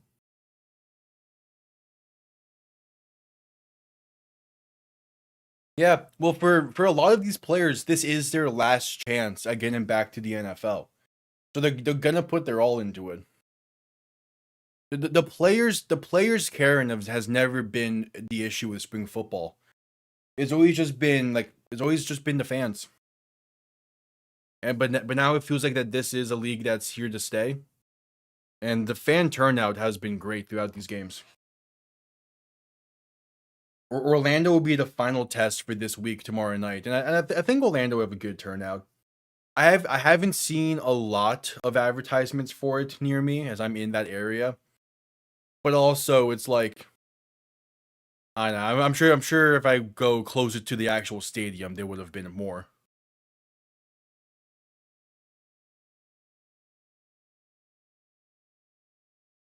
But the thing is with Orlando getting the team is it's such a college city. So like it would just depend on kind of what the nature is with the college fans.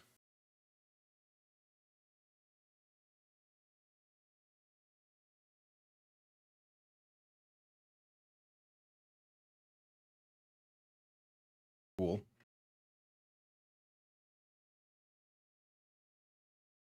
Yeah. Well, the NFL players in the NFL, well, it's different because you're getting paid a lot more money in the NFL, and if you and by getting to the NFL, it means that you are one of the top players in the league. So you have a different mentality than being someone that is bottom half of the roster that needs to work every day. A starter in the NFL, they know they can get away with kind of being lackadaisical at times. That comes with it being shown on the field.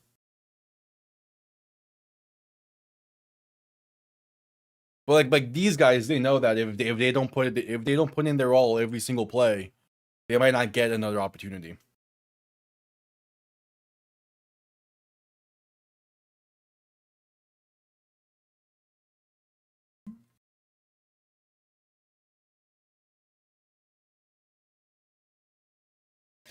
It's weirdly enough, it is similar to wrestling, where the top guys in WWE, the top guys in WWE, they don't go to they don't show up every week to do anything. Either it's promos or actually wrestling. They don't show up every week. Sometimes they have a week or so off. Whereas the mid cards, they're there every week busting ass.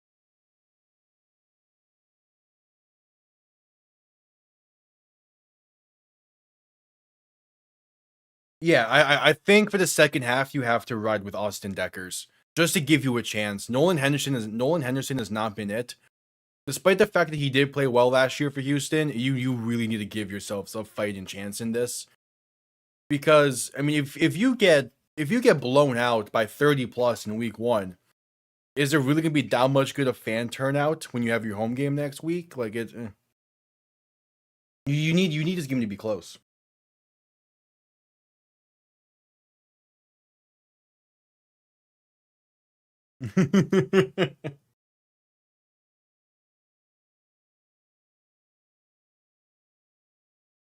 Yeah, I don't know.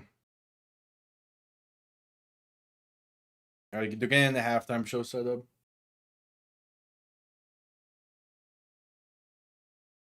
Oh, that's not on the field. Okay.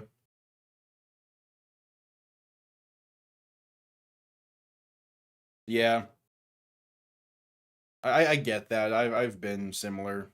I'm kind of a similar way. Part of it is just like I is just not wanting to. Because I haven't been like the exact situation, but like there's been instances of like it's like decently flirtatious conversations that just don't go anywhere because I'm just nah. Yeah, like I haven't been in that level of it yet, but there's yeah. I I I get the mindset of not wanting to be wrong about something and thus causing the situation to worsen. There's been so many instances of me being like of me just like wanting to go further with something, but just like me wanting to go further with something, but then I'm just like, well, this is already a good situation. Why risk it changing?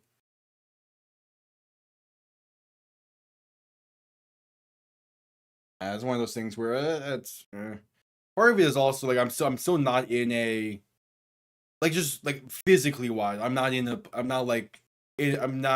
a permanent location yet. I'm still going back and forth between here and the other setup.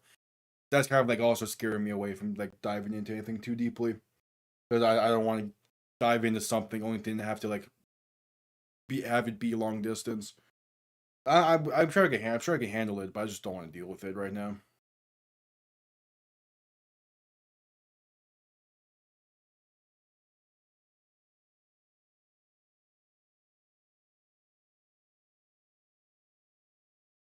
I will say this is the best stage for a halftime show they've had yet.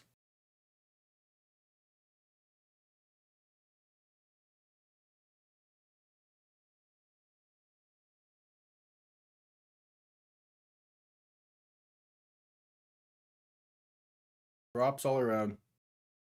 Yeah, that's a country artist. I don't respect for doing it. I don't care. But tomorrow night's the real halftime show. I'm excited for, just because I'm excited for that potential train wreck.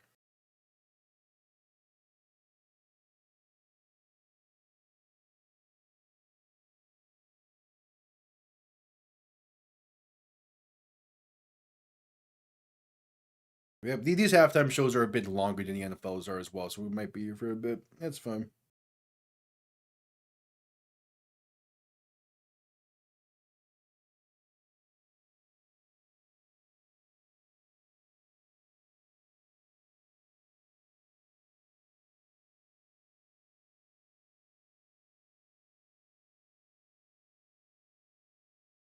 All right.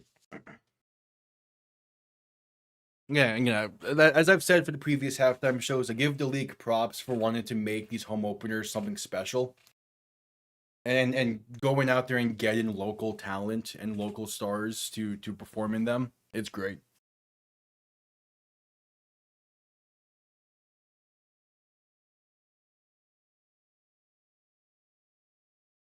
Ooh, yeah.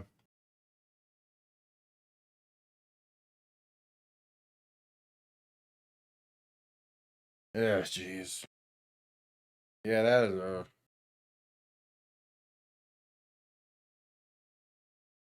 just I have a childhood friend who I think joined the Marines.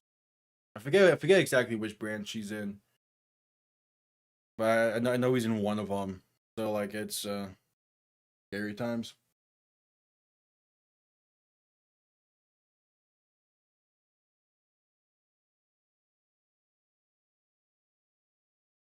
Yeah, hoping for that as well. It's scary times.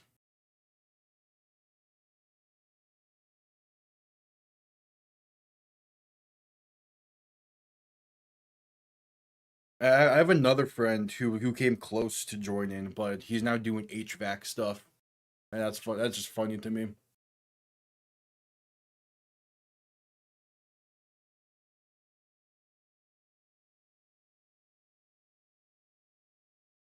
Yeah, it's a weird world.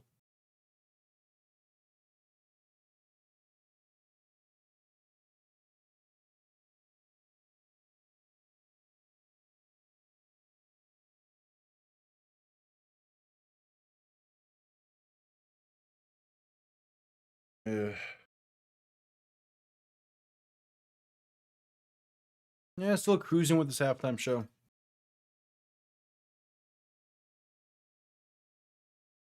Tomorrow night's halftime show is either going to be fantastic or the funniest train wreck ever.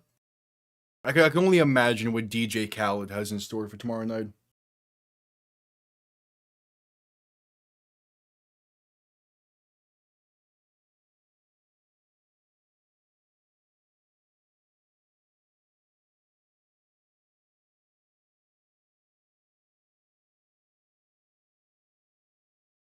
All that entire game as a whole tomorrow night, Columbus and Orlando, that should be fun. I mean, who knows with this league? Especially with Orlando because they sent out the media depth chart earlier today, and there was somehow an error on the depth chart, just putting the entirety of the Washington Commanders running back room as their own. Because of course,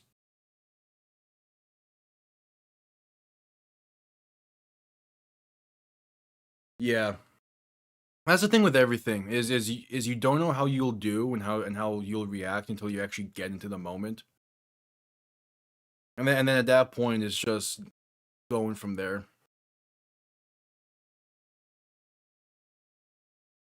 That's part of the reason why we're like, I've been open. I've not open. I've said it before. Like I want to like get into a career, like a proper career in broadcasting and into sports media. So like instead of the first instances of all that being on a like in that like properly in that industry and being on the job there, I started this YouTube channel to get that experience out there first and get all the nerves out first. So that way, when I eventually do end up getting into that career, I'll be more ready to hit the ground running. But there's certain things you just can't do that for, and those are the ones that are the most like the most like you have to be extremely confident in order to do those.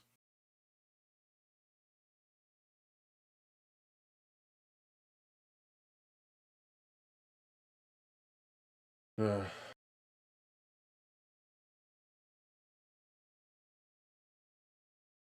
Yeah, that's a terrible situation. But best wishes and best of luck over there. Yeah.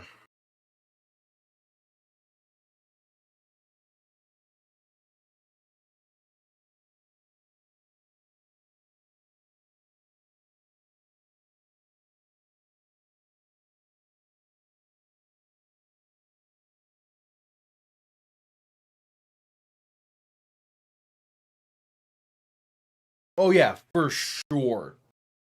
So like I don't blame anyone who joins thinking one thing and then when the time actually comes, it's just a complete 180. Because yeah, the, the recruitment process kind of has to be kind of sketchy in a way because otherwise no one's gonna like if you told everyone exactly what they're getting into for something like that, no one would join. They kind of have to like sweeten it a little bit. So that's why it's like it's just being it's knowing what you're getting into for something like that's very tough. But if you do and you're still cool with it, then yeah, go for it. But one of those things where like I don't think anyone should be pushing people to do it. That's something that's a choice you have to make on your own.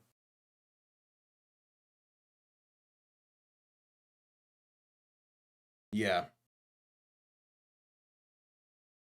they're always gonna find ways to. And the other thing is like they tell every single person something different because they know how to target people. And it is scummy, but it's kind of what they have to do. It's unfortunate, but that's kind of the way things are. So it's being aware and not falling, trying not to fall for it is a tough part.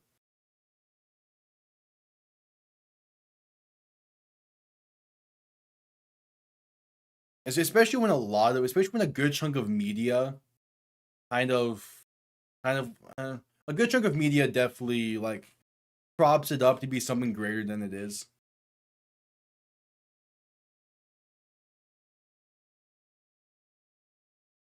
But yeah,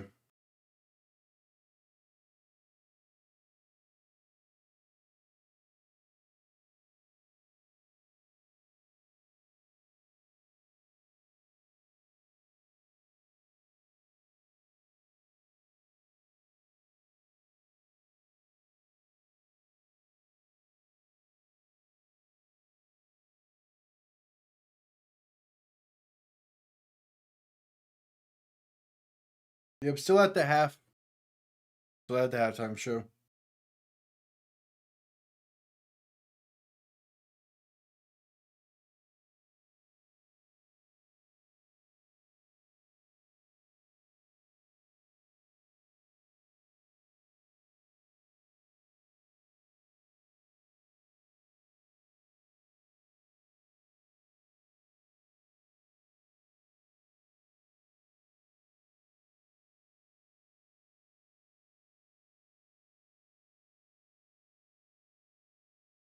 Yeah.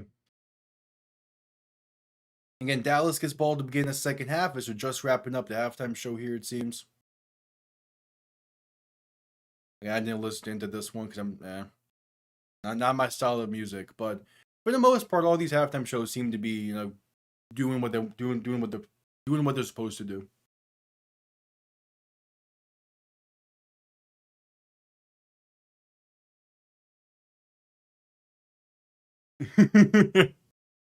Yeah, that's the other part with it, because where it's just like, yeah, it's just like, where it's just like you're trying your best to help, but then it's like, the mind is annoying.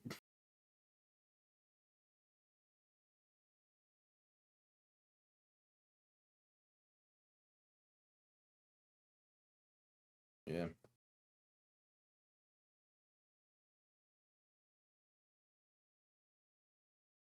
but like, oh well.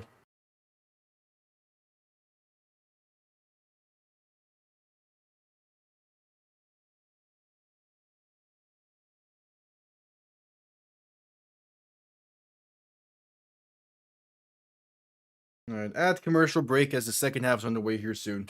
Honestly, the fact that the halftime show was not on the field probably means we can get to the second half a little bit quicker.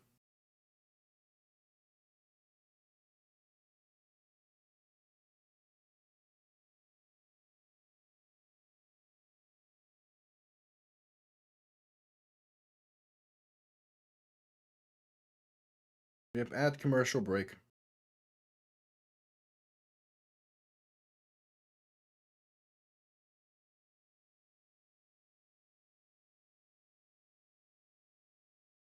Yeah.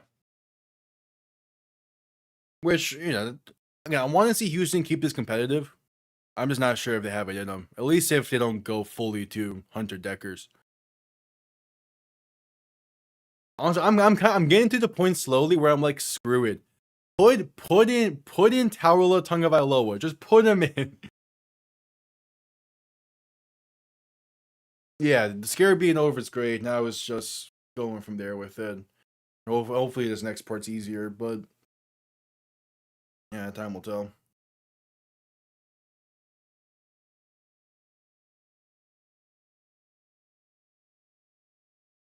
All right, second half underway here soon. Getting back from commercial break.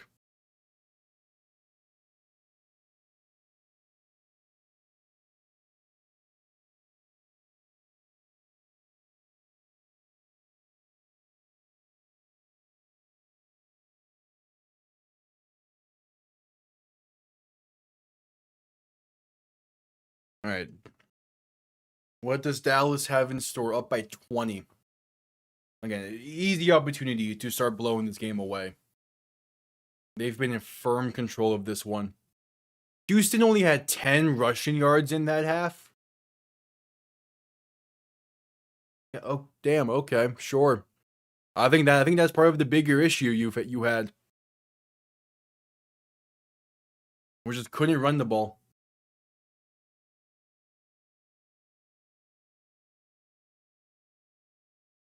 All right, one more commercial because I forget we're on Fox.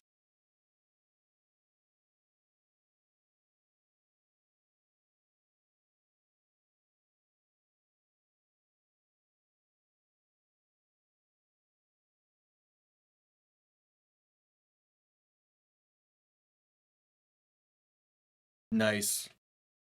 Yeah, I'm excited to see. I'm excited to see how that goes.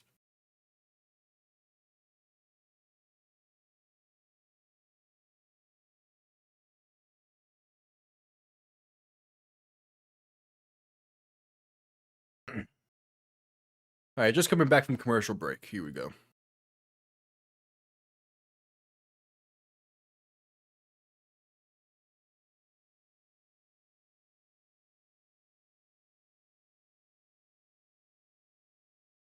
Yeah, does seem like Deckers is preparing to take the field whenever they get the ball back.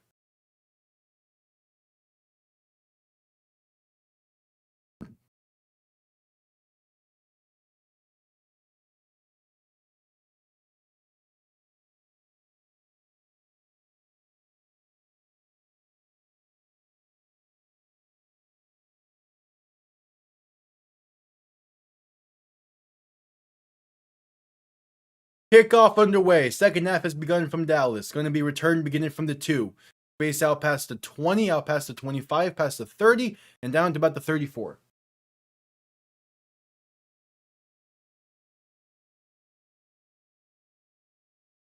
Yeah. That deck, yeah. And it shows extra time with it. It's nice.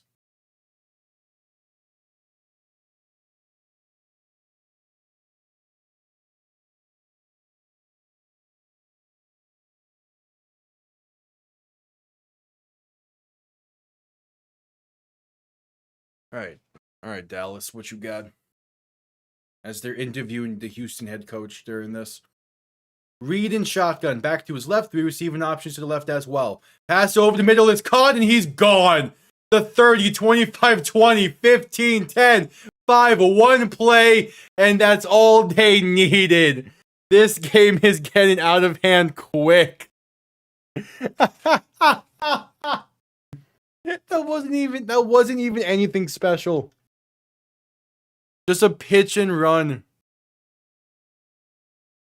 And Greg Ward takes it to the house. Jeez, man. Yeah. I mean, gonna be down by 27. It's a 3-score game, technically. But that is by far not what you need. Jeez.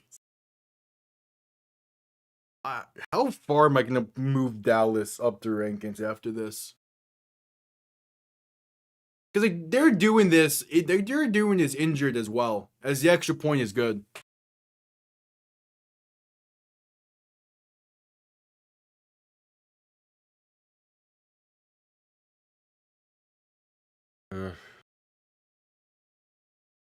Yeah, exactly. Yeah.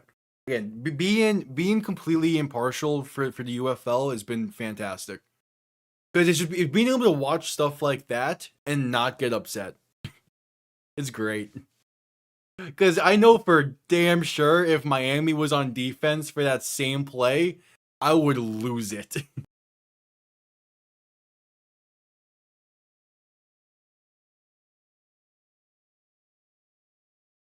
It's great. I'm gonna have to shoot Dallas up these rankings, huh? They've really put on a show in this.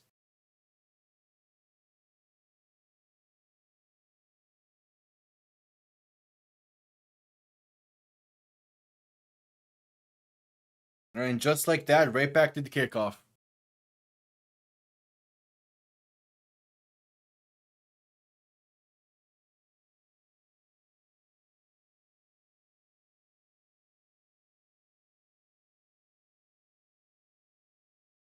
Kickoff underway, going to be returned beginning from the 6 after letting it bounce. Space up past the 15, up past the 20, past the 25, past the 30, past the 40. Still going the foot race, the 40, 35, 30, 25, 20, 15, 10, 5. It's the first kick return touchdown of the season for Jalen Cropper. What is this second half?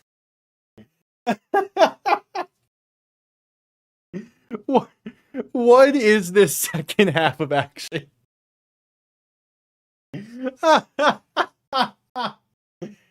That's sure. Why not? Why not? I was like, letting it bounce was a bit strange. It worked out.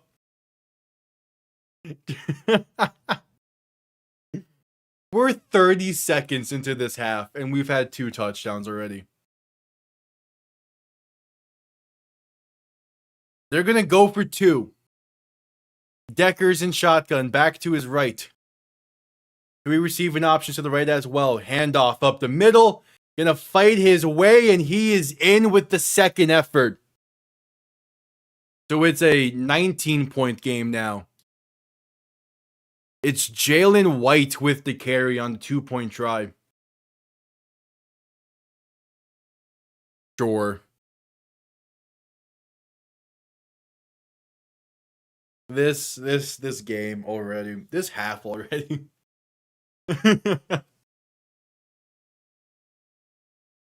And we go to commercial break. All of a sudden, Houston locked in. That's all it was.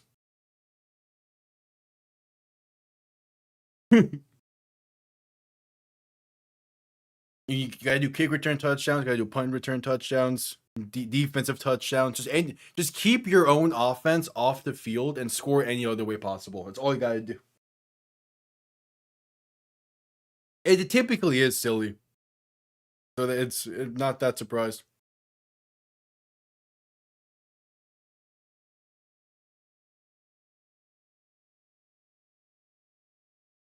Oh, it's close. It is very close to getting there.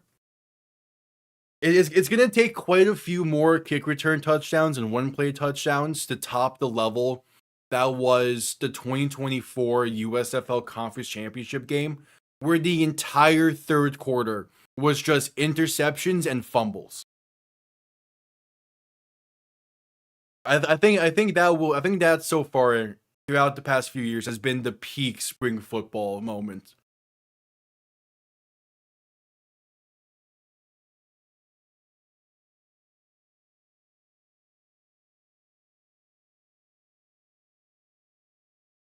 We'll see. We're at commercial break.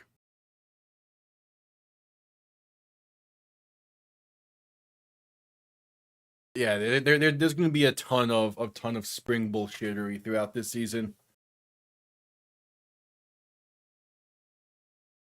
Especially when we get closer to the playoffs and games become more and more, and points become more and more desperate. I would not be surprised if we see teams with like a 3rd and 10 purposefully lose yards just to kick a 60+ yard field goal instead of getting the first.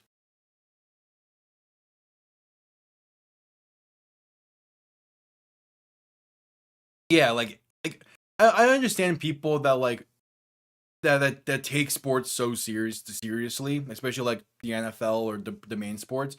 But if you're gonna take spring football that same level of seriousness or seriously, it's not for you. Just straight up. If you're watching this, you're watching it because you love football and you're just here for the chaos. Kickoff going to be returned beginning from the 2. Spaced out past the 20. And going to be brought down near the 24, maybe to give him the 25. Yeah. At its core, it's an unserious league. But even with that, there's some fantastic moments with it.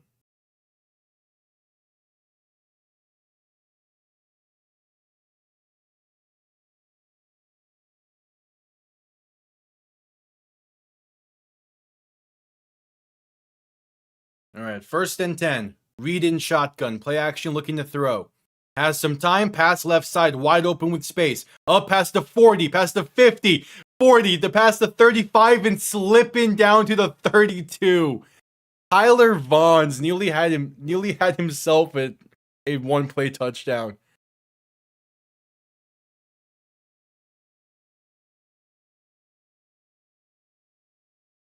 Exactly. Like that's why like yeah, like when these leagues started, I wanted to have a team to root for, so I picked the Guardians. I do not care about that anymore. Unless the Guardians themselves come back, I will not have a team in this league. Because I like having football to watch where I don't need to worry about anything. As there's a 1-yard carry there for Elias Merriweather on 1st down, 2nd and 9 coming up. We almost did, and it would have been hilarious. Read play action looking to throw. Pass right side, going to be caught for maybe 2 or so. Drake Stoops on the reception. So a 3rd and 7 coming up.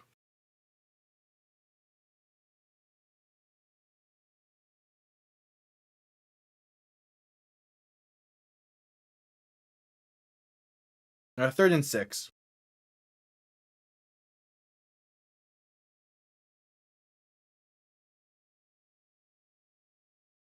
Read in shotgun back to his right.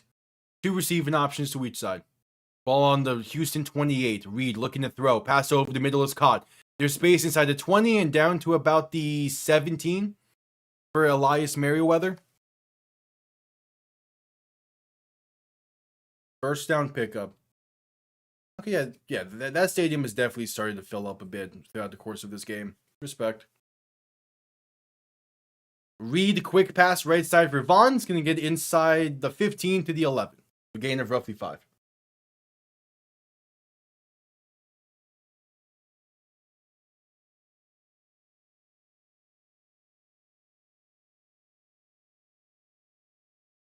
Second and 4, ruling it a gain of 6. Reed in shotgun, back to his left, 3 receivers to the left as well, looking to throw. Has time, pass, left side, end zone, and he's in. I think he got a foot in there. No, they're saying incomplete. And I don't know. Emmanuel Butler, the intended target, it looked like he got more than a foot in bounds there. That's a great throw from Austin Reed. Put it where only his guy can get it.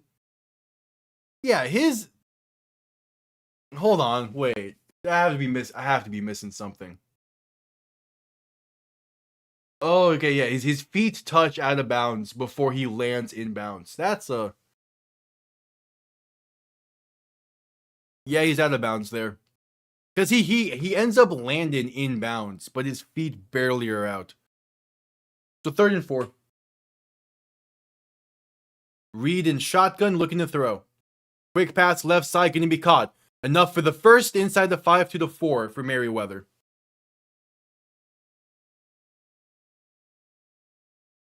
Hell yeah.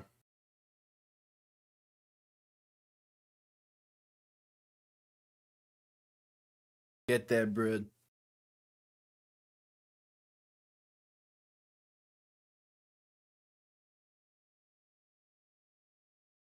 First and goal for Dallas. They have nearly 300 more yards of offense in this game. Reed under center, back behind him. 2 receiving options to each side. Handoff right side. Going to end up losing about 2 or 3 there for Merriweather.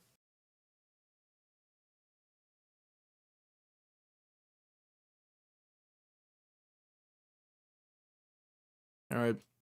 Second and goal coming up.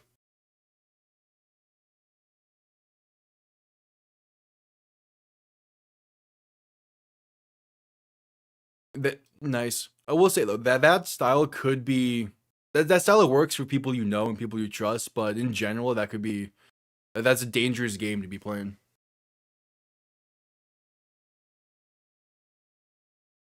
Reed in shotgun looking to throw in second and goal. Has time, pass over the middle, is caught inside the 5, brought down around the 3. So 3rd and goal coming up. Tyler Vaughn's on the reception. Yeah.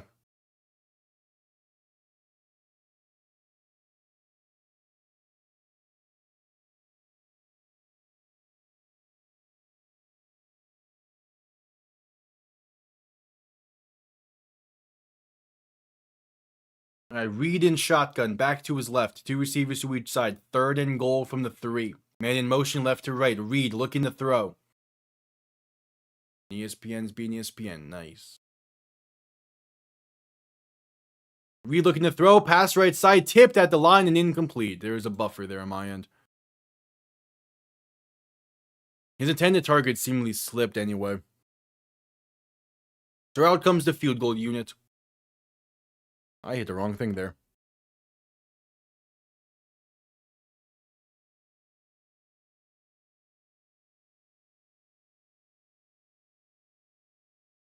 All right, 21-yard kick. From the right hash. And there's going to be a delay of game on Dallas here.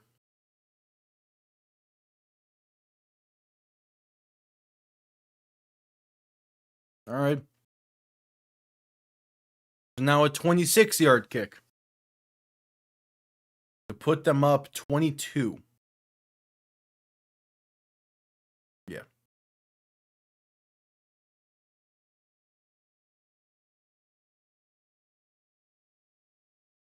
"26-yard kick from the right hash. It is up, and it is right down the middle.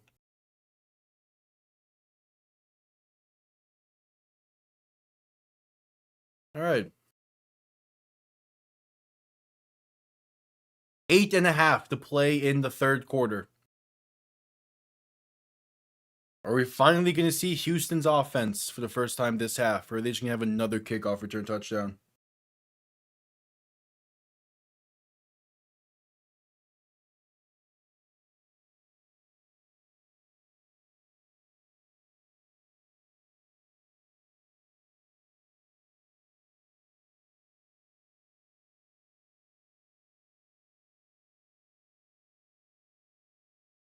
All right, at commercial break.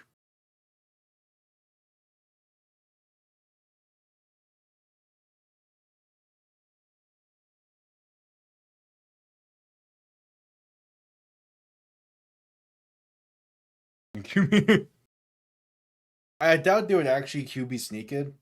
Because when you get down to the 1 and you do it, and it kind of gets a blur area of like, is it actually a sneak or is it a tush push?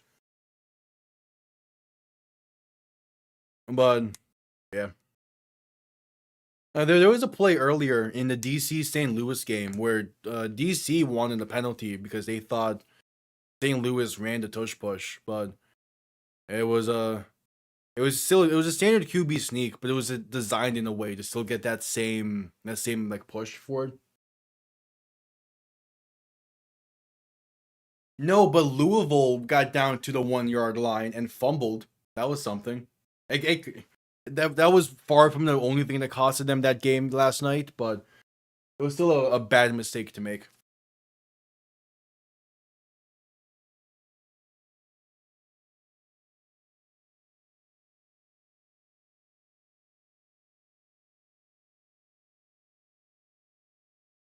All right, just getting back from commercial break.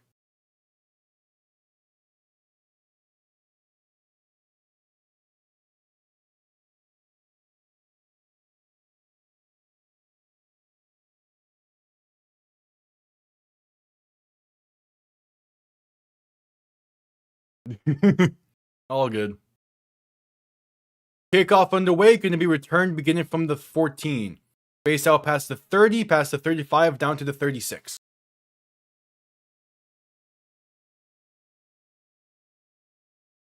Yeah, so it was good. It was a good opener for the league.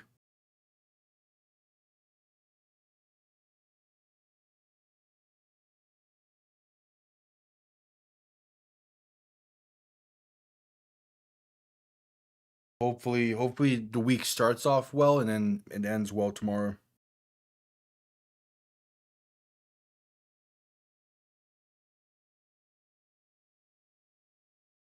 All right, Decker's in shotgun. Quick pass right side. Going to have some space. Gets past the 40 to about the 43. Jontre Kirkland on the reception. Right.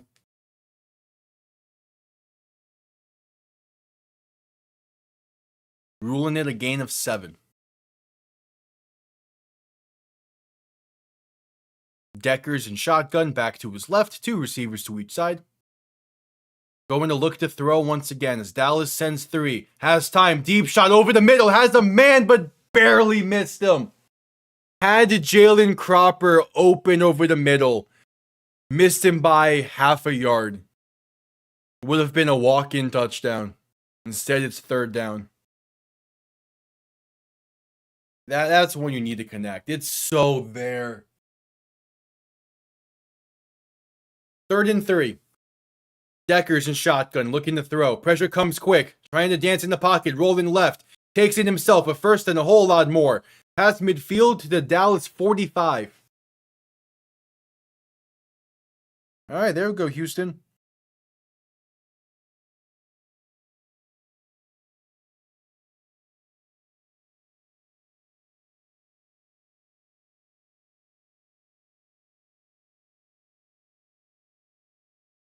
Decker's in shotgun, back to his right. 2 receivers to each side, looking to throw.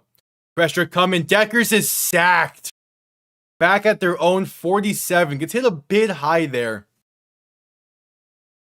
But no penalties thrown. Free rusher off the left side thanks to the safety corner blitz. As it was Trey Fullen getting in on the sack. Now it's 2nd and 18.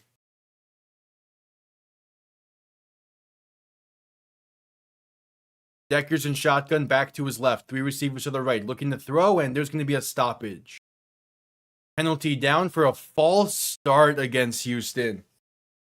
2nd and 23 coming up. Just keep getting pushed back, and they can't punt because they already crossed midfield.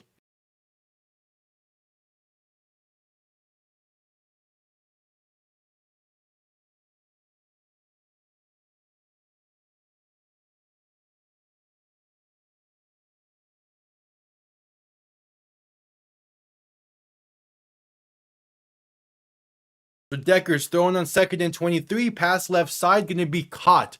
Pass midfield to the 49. At least they're moving the ball a little bit here, trying to get back into proper range. Lawan Winningham on the reception there. So now it's a 3rd and 13. 6:20 to go in the quarter.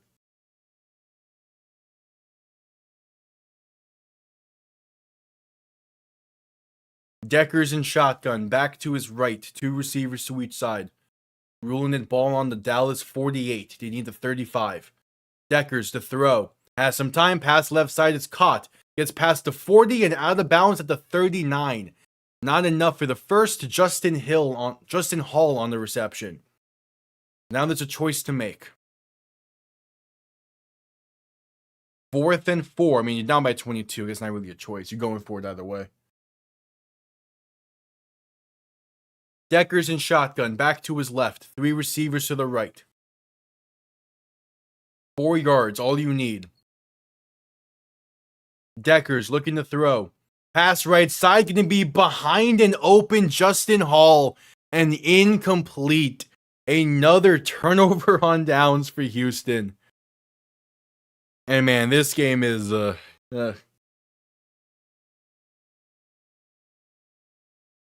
Honestly, I'm shocked that Deckers of cards is good. If he ever actually has a proper drive that might be used. Yeah, Dallas looks really good. Austin Reed has surpassed all my expectations for him this game. It's gonna be really fun to see how he progresses this year. Because they play St. Louis next week. That's going to be a fun game.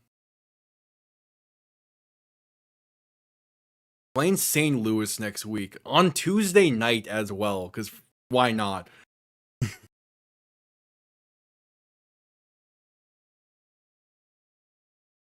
Yeah, that does mess up upload schedule a bit, but it's fine. I'll just do Wednesday, Thursday uploads.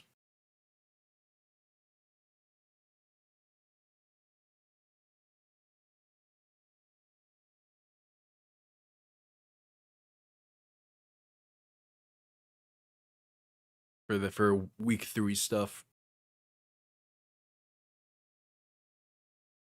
Yeah. And the thing with Jason Bean from last night is like you saw the progression throughout the game. So even though it was kind of a rough game and as a whole it did not play well, you can see the signs there of them being a really good team. Dallas isn't off the bat, they're playing really well with Austin Reed.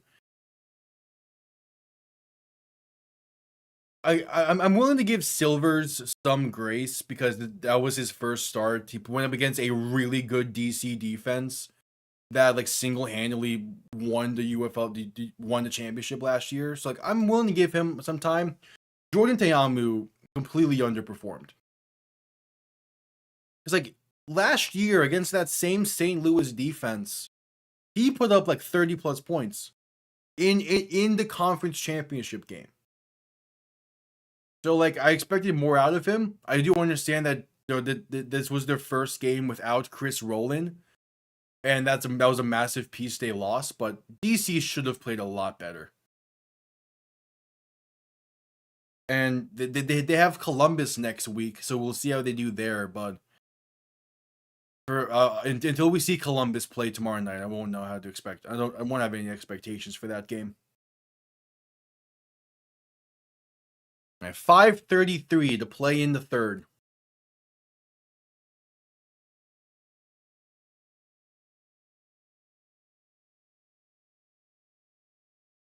Reed under center, back behind him. 3 receiving options to the left. Ball on their own 39. Play action looking to throw. Reed with time, stepping up in the pocket. Pass right side, incomplete.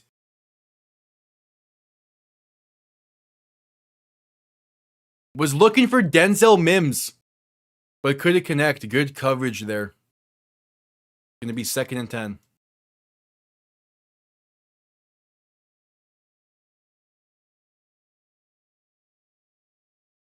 I want to see another challenge tonight. Reed in shotgun, back behind him, tight end in the backfield to his right. Going to keep it himself, right side, now trying to dump it off, but that's incomplete. Through the arms of his intended target. That is Baylor Cupp, the tight end who he was looking for.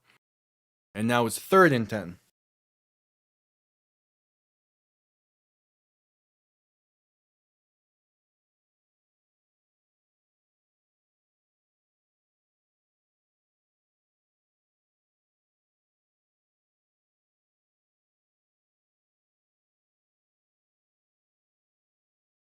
Reed in shotgun, back to his left. 3 receivers to the left as well. Going to look to throw in 3rd and 10. Has some time, pass left side. It's caught at midfield. What a catch through the contact for Greg Ward. And they keep the chains alive. They keep the chains moving.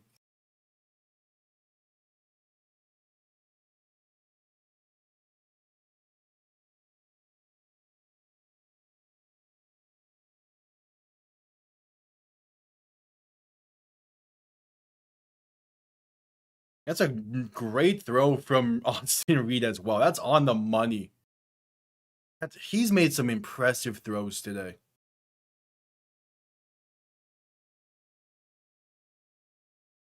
Like, just he's proven me so wrong with him and proven me wrong for doubting him.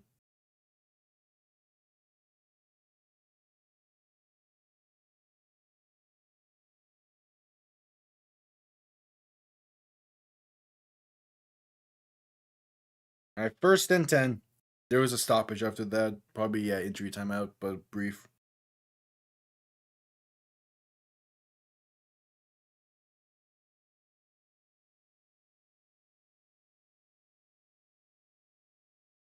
All right, Reed under center, back behind him. 2 receiving options to each side. Play action, looking to throw. Has some time, pass right side, a bit off the mark and incomplete. Looking for Lorenzo Lingard on that one. 2nd and 10 coming up.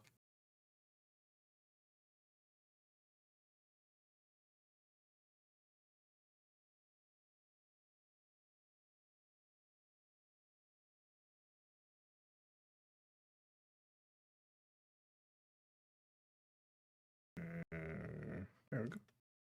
2nd and 10. Reed under center, back behind him. 3 receiving options to the right, ball in midfield. Handoff right side. Gonna have some space to get past the 45 and out of bounds near the 41. Will be a 3rd and 1. Lorenzo Lingard on the carry. 3:25 and counting to go in the third.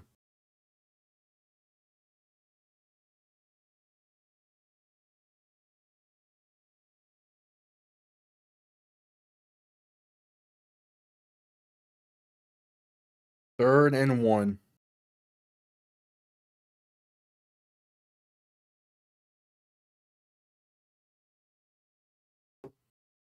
Reed in shotgun, going to hand this off up the middle for Lingard once again.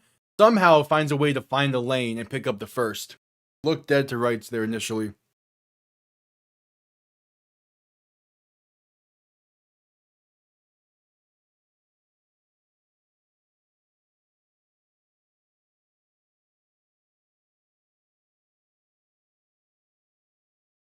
All right, 1st and 10. Ball on the 40. Reed in shotgun. Back to his right. 3 receivers to the right as well. 2:25 to play in the third. Reed rolling right, looking to throw. Has time, pass right side on the money, inside the 25 to the 24. It's Greg Ward once again.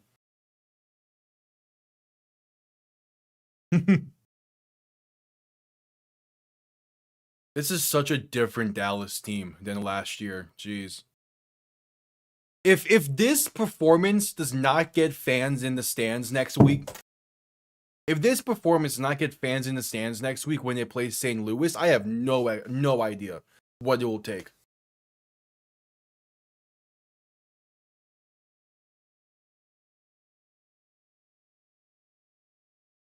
Reed and shotgun, and they're gonna call their first timeout.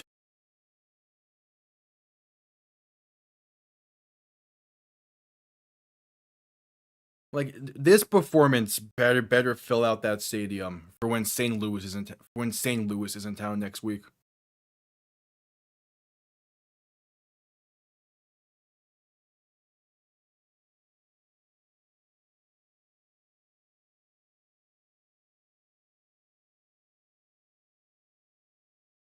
All right.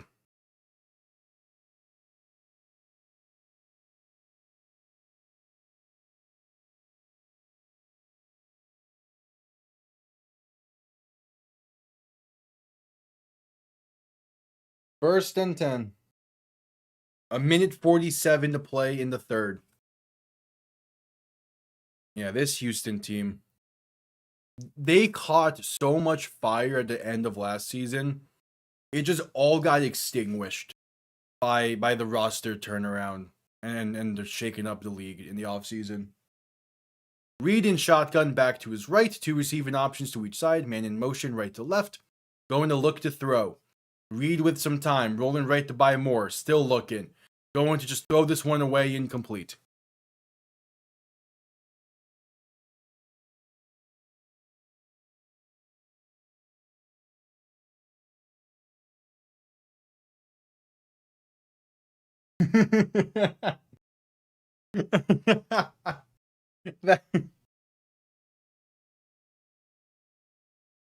that, that would work even better if he was on the Kings.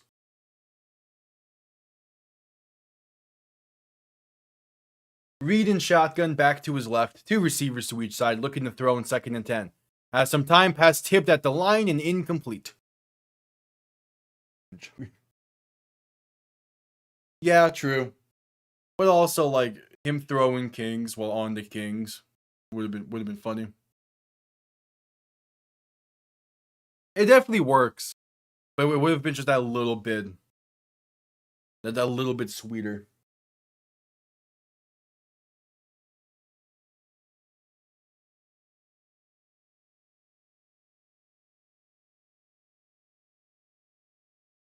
All right, third and 10. Reed in shotgun back to his left, two receivers to each side, looking to throw. Not going to keep it himself up the middle. Design QB keeper that goes for about a yard or so. Not much else. And that might be the final play of the third quarter.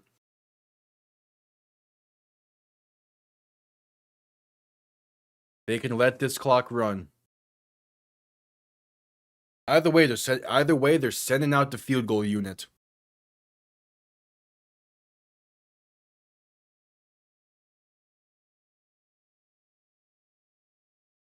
Yeah, it's just some bumps along the way for this, but at the end of the day, Dallas is playing fantastic. Yep, that's the end of the third. 15 minutes remain. Week 1 of the UFL is slowly winding down. 15 minutes remain in this one, and then one game tomorrow night.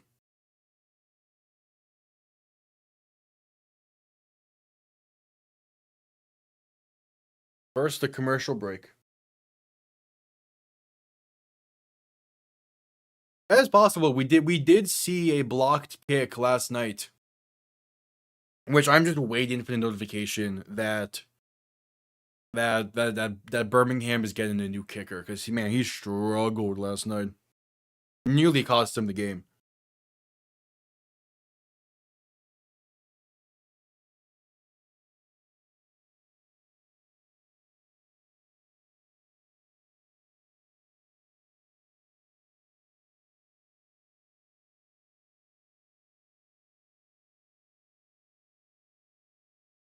Yep, add commercial break.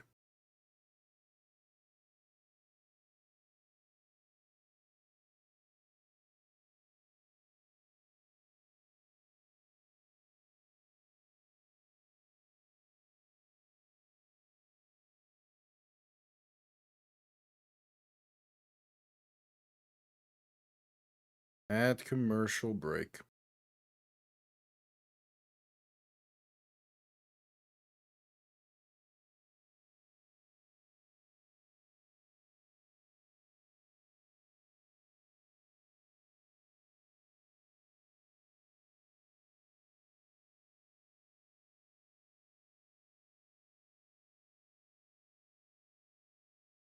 At commercial break.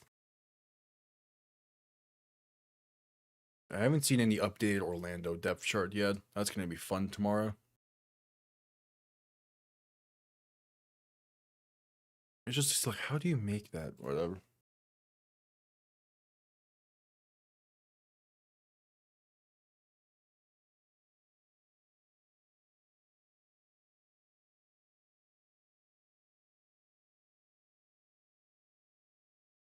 Yeah, from the jump, this game has been rough for Houston, and it's just not getting any easier for them.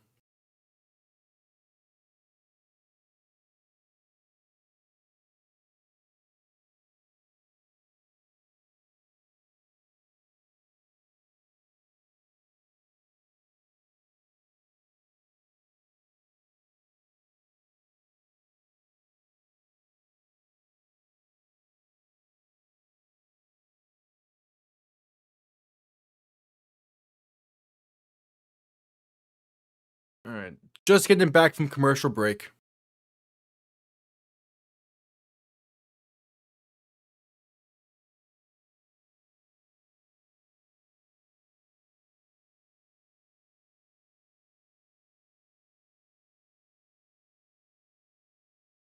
On for the field goal try to begin the fourth quarter. Make this a 25-point game. 41-yard kick from the right hash. Kick is up. And he missed it wide left. Hooked it way too much. Houston remains alive just a little bit more. They remain alive just a little bit.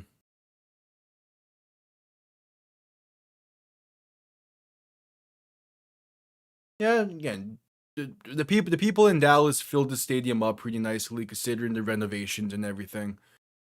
But I need to see it massively improve next week because St. Louis is coming to town. You have this in great performance with a potential record-setting day from Austin Reed. It's one where like you need to show up better next week. Deckers to throw in 1st and 10. Pass left side. It's open to about midfield. Good way to start things off. It is Lawan Winningham on the grab.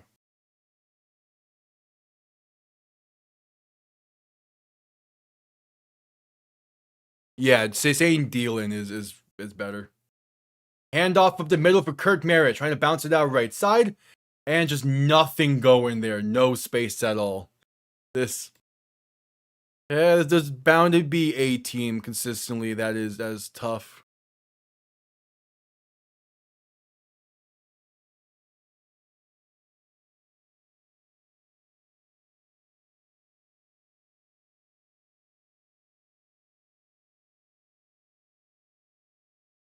All right, 2nd and 9. So they've passed midfield, so they can't punt.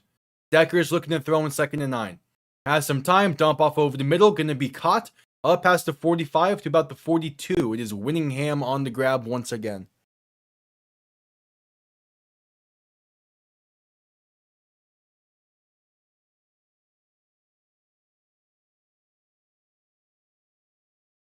Deckers in shotgun back to his right. Gonna hand this off up the middle for Merritt. And should be enough for the first.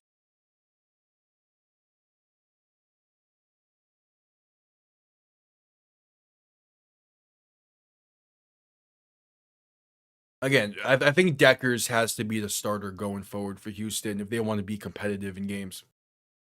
He's just been in more control of the offense compared to Henderson. Deckers in shotgun back behind him. 2 receiving options to each side. Play action looking to throw.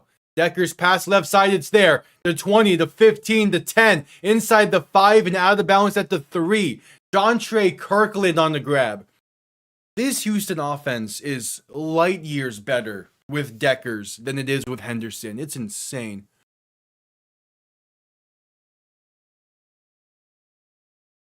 And the comeback is in full force. Gonna need a lot of help with it, but it's there. There's the chance.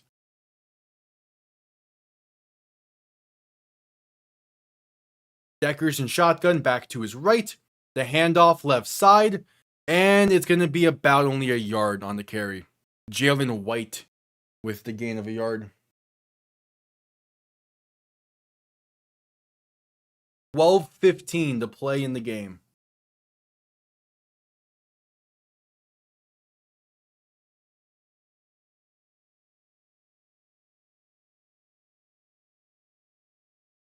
Second and goal coming up. Deckers under center, back behind him. 2 receiving options to each side. Play action looking to throw. Pressure comes quick. Deckers, pass back of the end zone's a throwaway. Incomplete. Third and goal coming up. I'm keeping an eye out for the attendance numbers for this game. Because it doesn't look great even with the renovations. Like, it looks fine. But I'm curious about what the exact numbers are.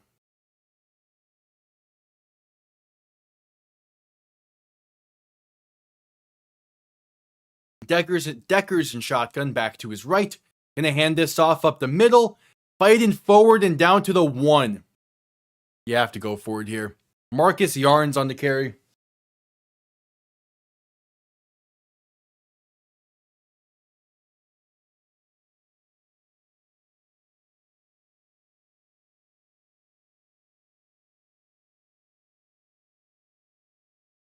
So 4th and goal.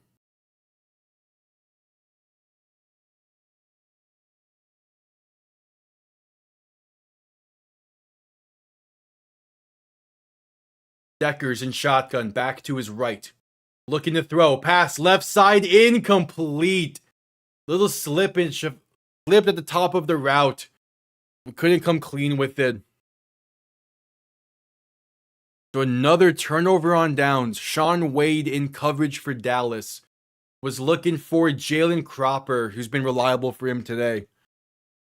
With 10:41 to go, Dallas has the ball deep in their own territory. And this game is just that probably that goes a long way to sealing this one.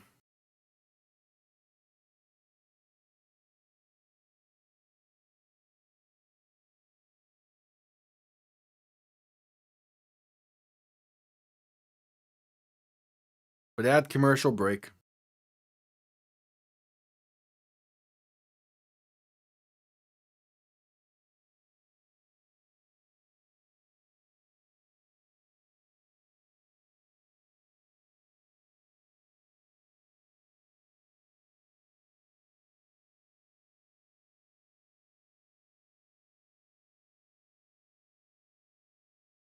Add commercial break.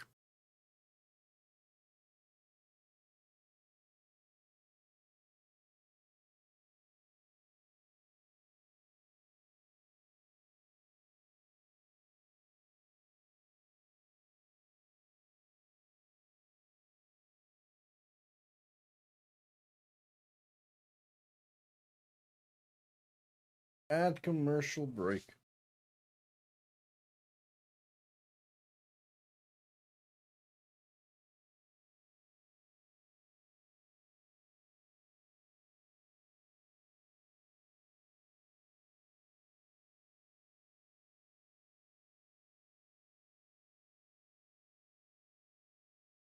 I mean, if Houston can get like a safety here, or just force some kind of force them off the field quickly, there's a chance, but it gets less and less each play that goes by.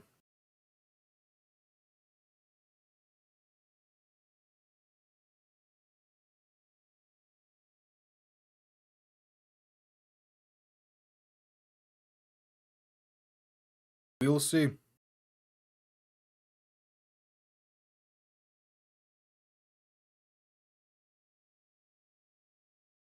All right, just getting back from commercial break.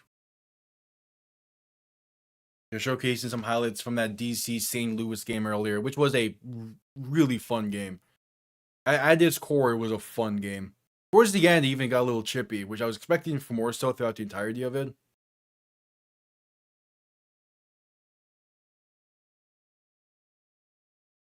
But the next time those two teams play each other, we should be getting some fun action in it. All right, ball on the half-yard line. Reed under center, back behind him. 1st and 10. They're backed up right at their goal line. Handoff up the middle, and it's going to get back to the line of scrimmage for no gain. Maybe gets to the 1-yard line proper, but not much else.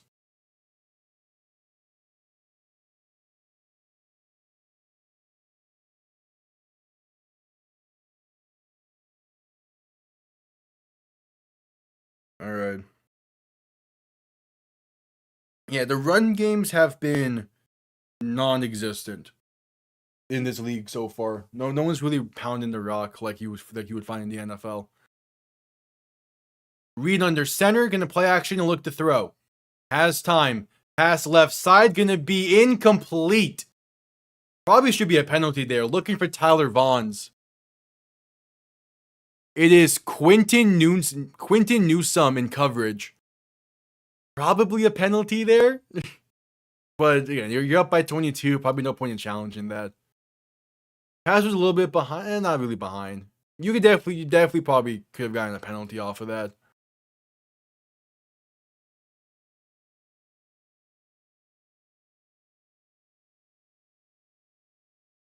No challenge. All right. Reed in shotgun. Back to his left. 2 receiving options to each side. Looking to throw on 3rd and 9. Has some time. Pass over the middle. It's caught for the first and brought down near the 20. It is Curtis Hodges on the grab. And Dallas moves the chains, and this clock continues to run.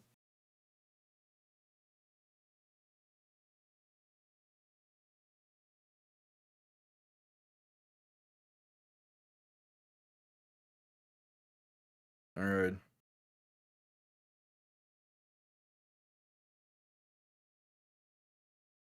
Reed under center, going to hand this off left side. Going to work his way to about the 24-yard line for Lorenzo Lingard.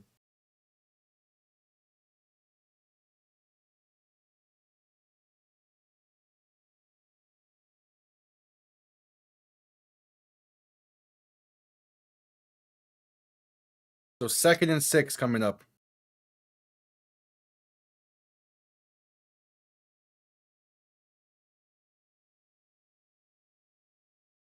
.836 to go. There is a stoppage.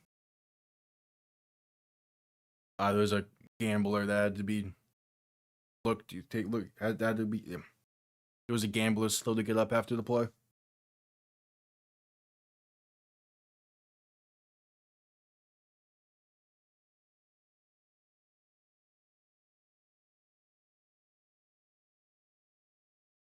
All right, 2nd and 6, and there's the clock running.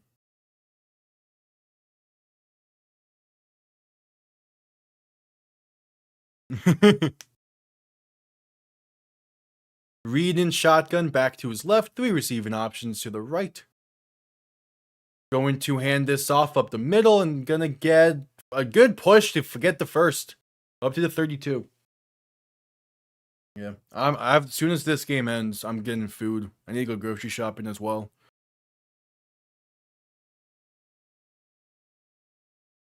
I like the streams being back, but man, it's eating once at 10 a.m. and then not eating again until 7 is not fun, but we here.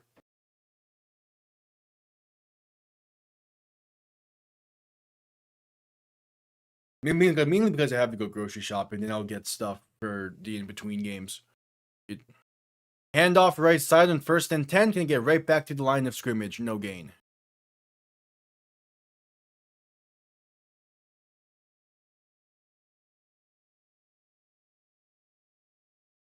Yeah. Yeah, I need to go grocery shopping. Store should be open after this.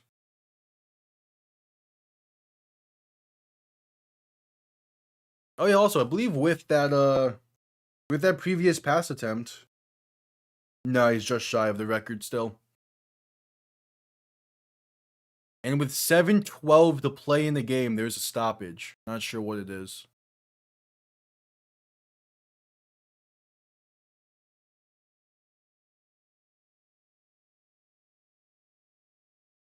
Okay, we'll just roll the annoyed. Yeah. I'm like I can eat an everything bagel, it's just not my go-to. I'm more so just simple plain. But I everything most bagels I can just eat whatever. Read quick pass left side, gonna be a gain of maybe a yard or so for Lorenzo Lingard on the reception. So a 3rd and 9 coming up. What's there's a broadcast saying it. Austin Reed, 370 passing yards in this game, sets the UFL single game record for passing yards. And with 6:41 to play in the game, we're gonna head to a commercial break. I think someone called a timeout.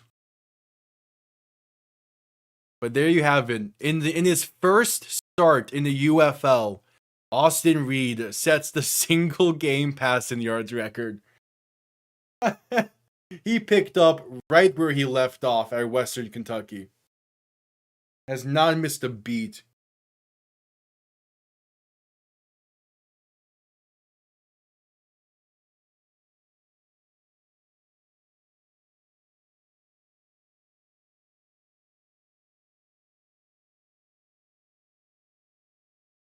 An ad commercial break.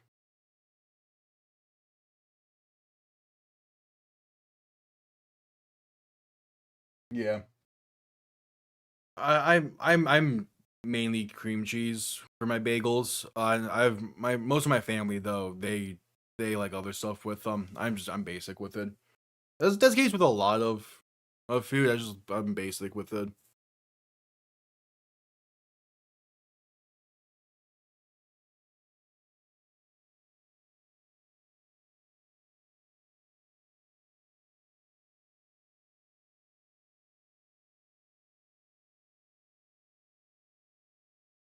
Yeah.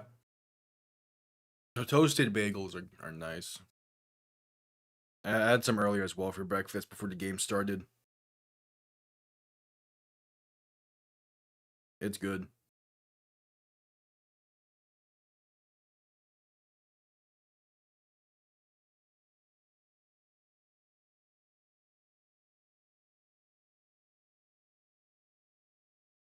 All right, just getting back from commercial break.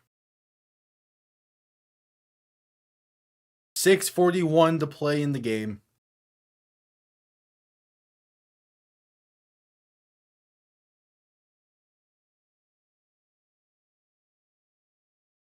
And the clock begins to roll.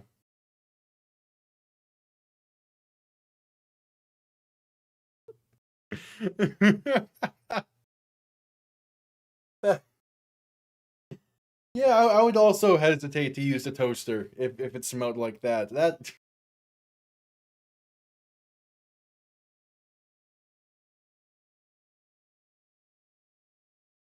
Yeah. Oh shit, Luis Perez is warming up on the sideline.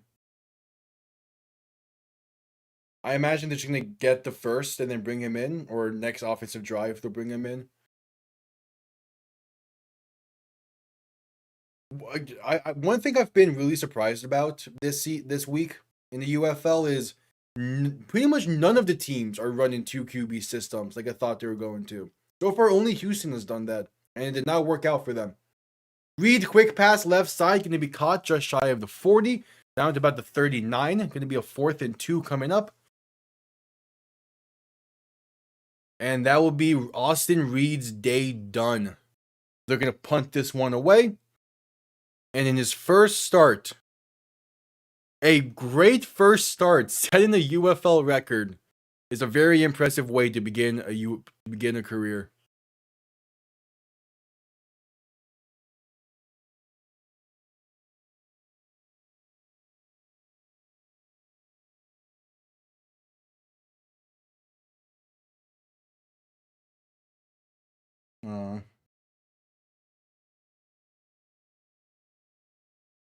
Yeah.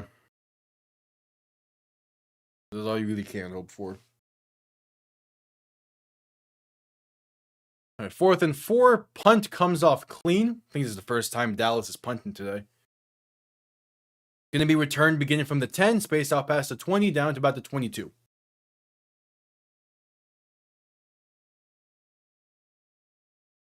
Five minutes to play in the game. And we're going to head to a commercial break, it seems, because of course we are.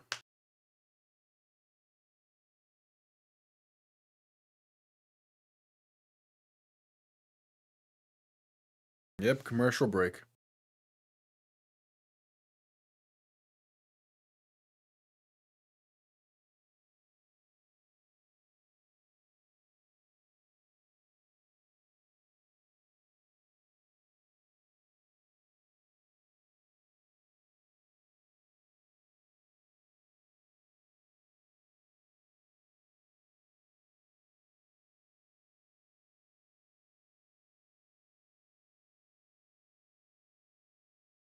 At commercial break.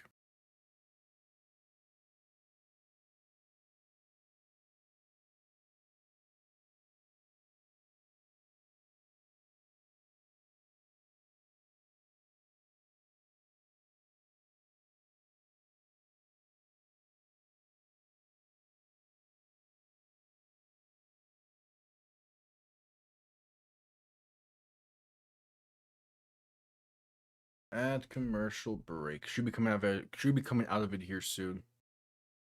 Is this a March Madness documentary on Tubi? Oh yeah, it's a Gonzaga one. All right. Sure.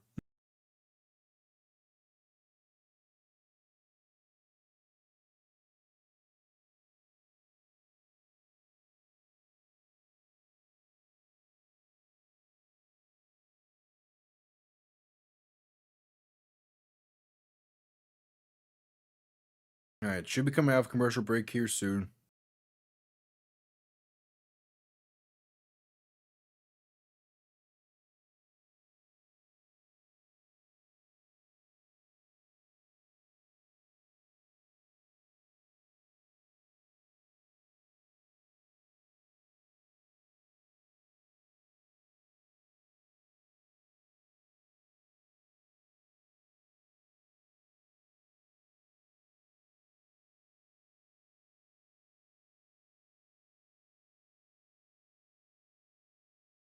All right, just getting back from commercial break. Deckers in shotgun back to his right, two receivers to each side. Going to look to throw, quick pass left side, pass to 25. Going to be brought down near the 26. All right. Again, this Houston offense has shown stuff in this game, all just a little too late.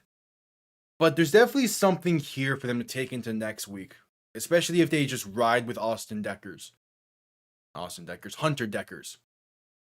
And he passes this over the middle, is there for Cam Sutton. Pass midfield, past the 45 and down to about the 43.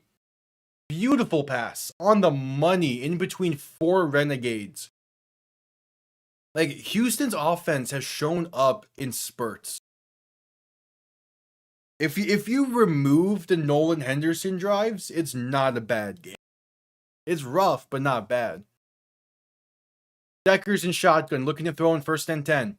Has time, dump off over the middle, pass to 40, and brought down right there as well. Kirk Merritt on the reception.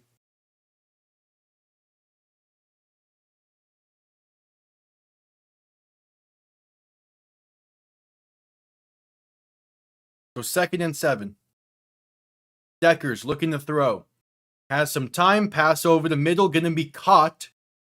Will forward progress grant them the first? Is Cam Sutton on the grab once again? 3:25 to play in the game. Deckers in shotgun, back to his left, two receivers to each side. Ball on the Dallas 32-yard line. Deckers looking to throw. Has time, pass right side, caught by an open Jontre Kirkland. Gets down to about the 21. Enough for the first to keep the drive going. 3:05 to play in the game.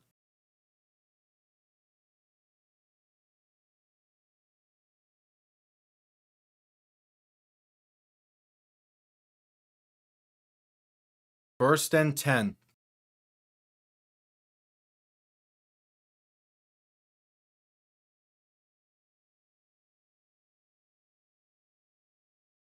Deckers in shotgun, back to his right, looking to throw. Pass right side for the end zone is incomplete. Nearly a great one-handed grab from Lawan Winningham.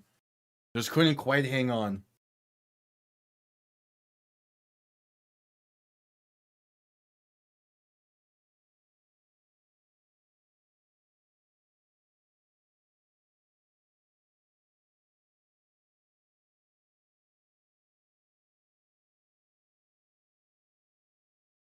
So second and 10. Deckers in shotgun, back to his left, 2 receivers to each side, looking to throw. Pass right side, going to be caught past the 15. Fights his way to about the 10. Is Justin Hall on the grab. And that'll bring us to the 2-minute warning. 2 minutes to play from Dallas. UFL Week 1 slowly wrapping up. We got one more game tomorrow night. As the clock is now stopped at 2:02 for some reason. I haven't seen anyone signal timeout. They added it's 2:04 on the clock, so I assume a timeout has been called. Because through the onside kick rules, there is technically a world where Houston can complete this comeback. Because instead of an onside kick, it is a 4th and 12 conversion attempt. So, I mean, it is technically possible, just very unlikely.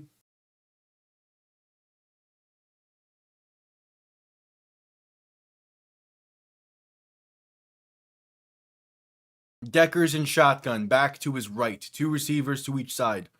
First and goal from the 10. Deckers looking to throw, pass right side, caught inside the 5 and down to the 3.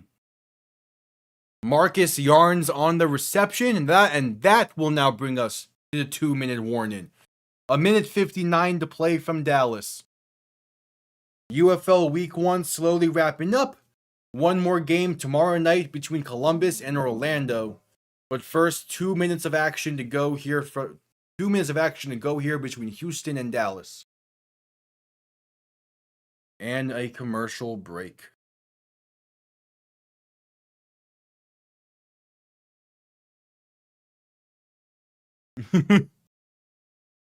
I mean, it's simple. You find the end zone, convert the 2-point conversion attempt on the 4th and 12 conversion attempt to get the ball back. 1 play touchdown, get the 2-point conversion. Convert the next 4th and 12 and just find the end zone again, and boom, you're there. There's your 22. Now all I have to do is just make the extra point. Do all of that in 2 minutes and you win.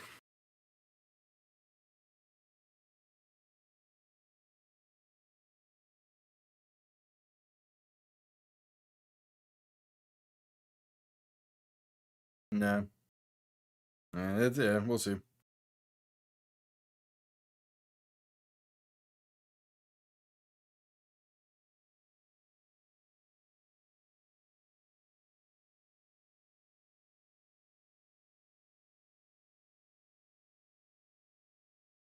All right, add commercial break.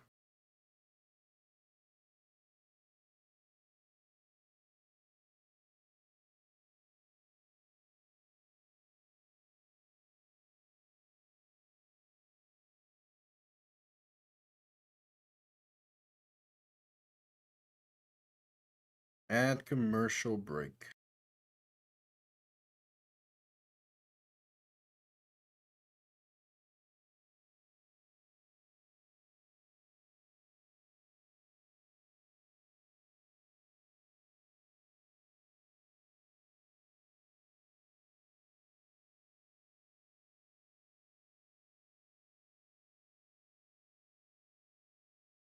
All right, second and goal from the 3. Just coming back from commercial break. Deckers in shotgun, back to his left. 2 receiving options to each side. Gonna keep it himself, left side, pump faking, gets a man to jump, and he walks it in for 6. It's the start. Hunter Deckers, he's been having a really solid game that's just getting overshadowed by the record-breaking game that Dallas has had. But there's a chance. There is a chance for him. It's going to take a miracle, but that was a great pump fake. Houston is definitely a team that can be exciting at times. They need to stick with Deckers going forward. Like this entire second half has been good football from Houston. Deckers in shotgun, back to his right, 2 receivers to each side. The 2-point try.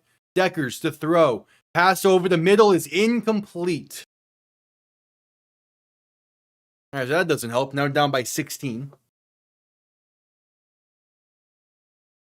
They come all the way back to tie this game, and then Dallas hits a 60-plus yarder.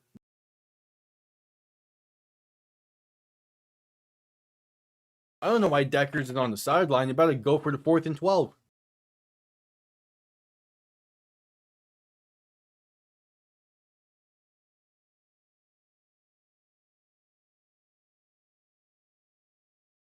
It would be silly, yeah.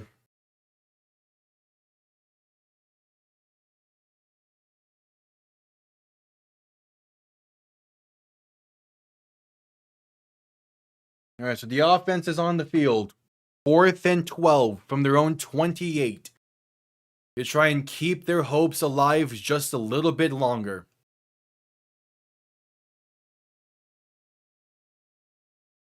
Again, no traditional onside kicks in this league. Instead, it's a 4th and 12.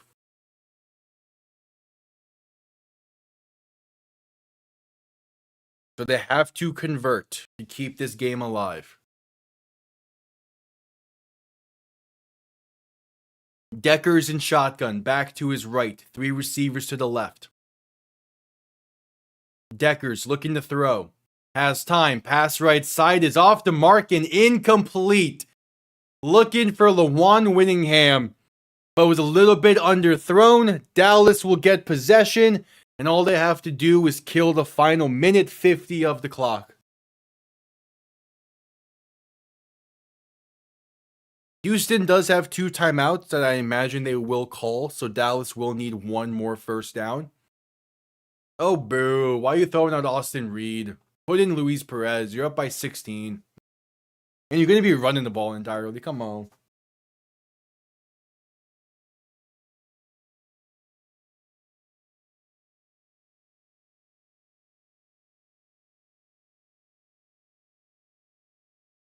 All right, Reed in shotgun, back to his right.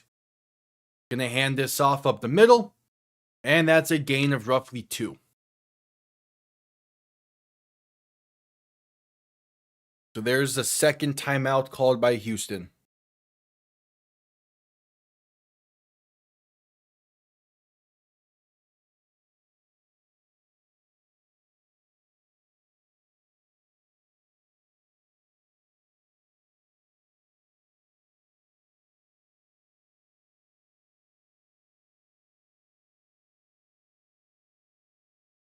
All right. 2nd and 8 coming up.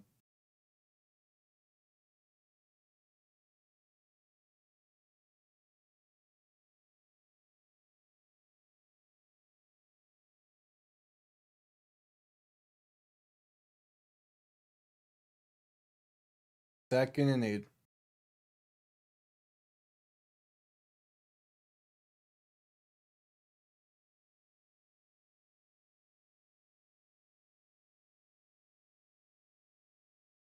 A minute 45 to play in the game.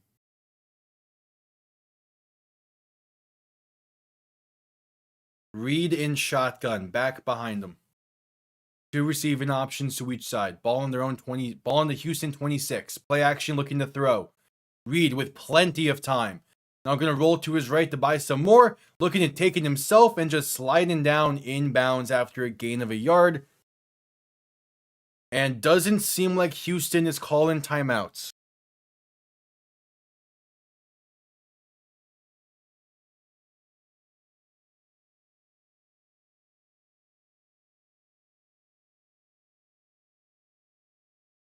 It's 3rd and 7.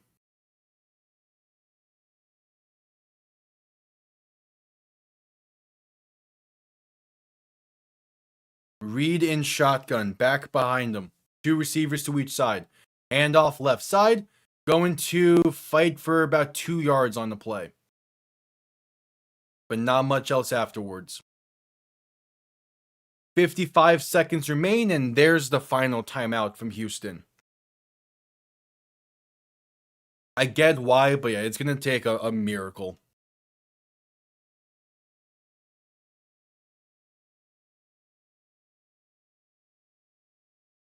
Yeah, they're showing the championship odds entering this week, and no surprise there that Houston is dead last in them. They're near the bottom of my rankings as well. Out comes the field goal unit.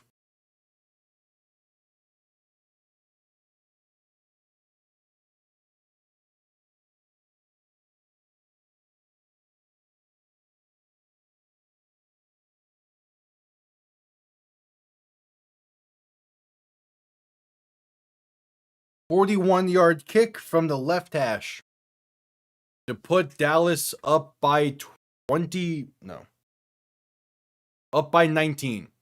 Kick is up and it's right down the middle. 51 seconds remain. Again, tomorrow night at 8 p.m. EST, the Columbus Aviators take on the Orlando Storm in both teams' first games. And those should be fun ones. That should be a fun game as well.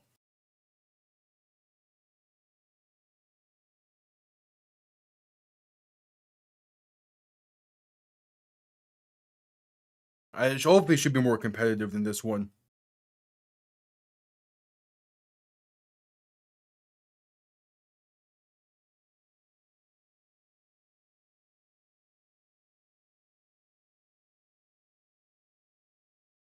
Alright, do we have the attendance numbers yet for this?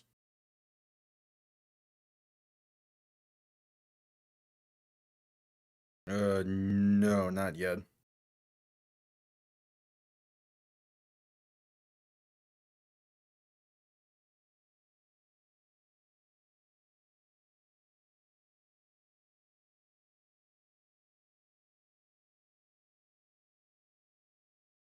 Alright, kickoff unit out. Dallas set to send this one away. Kickoff going to be returned beginning from the 7. Space out past the 20, past the 25, past the 30, past the 35, past the 40, 45, 50, 45, 40, and out of bounds at the 36. 2 fantastic kick returns have happened for Houston this half. Just both of them were too little, too late. They had the kick return touchdown and then that one. Just great returns falling on death's ears.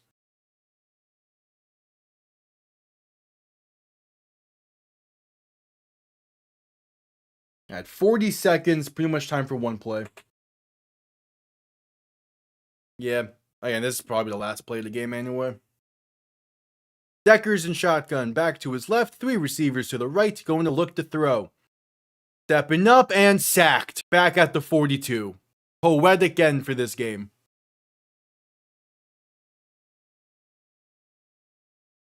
DeMarcus Mitchell is in there for the sack. I think also TJ Franklin's in there. Brendan Hall as well.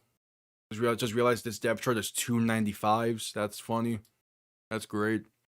Deckers looking to throw in 2nd and 15. Pressure coming. Rolling left. Buying time. Going to get past the 35 to 30. Then maybe out of bounds. No, one of them in 96. No. One of those is supposed to be a 96, but I can't tell because the quality of this is not great. Okay. 3rd and 1. 9 seconds to go in the game. Final play coming up, hopefully, maybe. We'll see.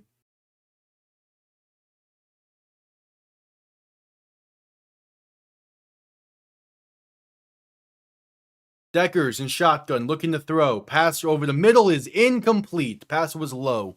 Looking for Lawan Winningham. 5 seconds remain.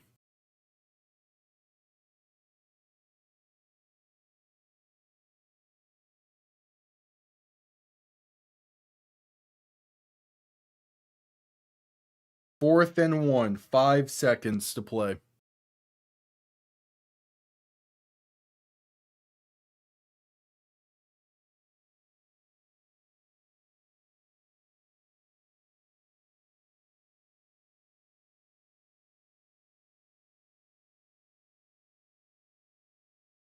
All right, and they just let the clock run, it seems. That'll do it. Dallas wins their opener in dominant fashion. This game was not particularly close. There was a brief moment there in the first quarter where this game might have been something closer, but instead the Renegades just dominated this one. They're going to be shooting up the rankings for sure. Well, I'll figure out where to put them on Monday. I appreciate everyone tuning in. Tomorrow night, week 1 wraps up with the Columbus Aviators, head coached by Ted Ginn and led by Jalen McLennan, taking on the Orlando Storm, head coached by Anthony Beck. Going to be coaching his first team, not the St. Louis Battlehawks, in quite some time. And they're led by former Carolina Panther Jack Plummer and former Cleveland Brown Dorian Thompson-Robinson. It seems like they're going to be running the 2 QB system over there. But we'll find out tomorrow night. Appreciate everyone tuning in. Have yourselves a damn good one. Peace.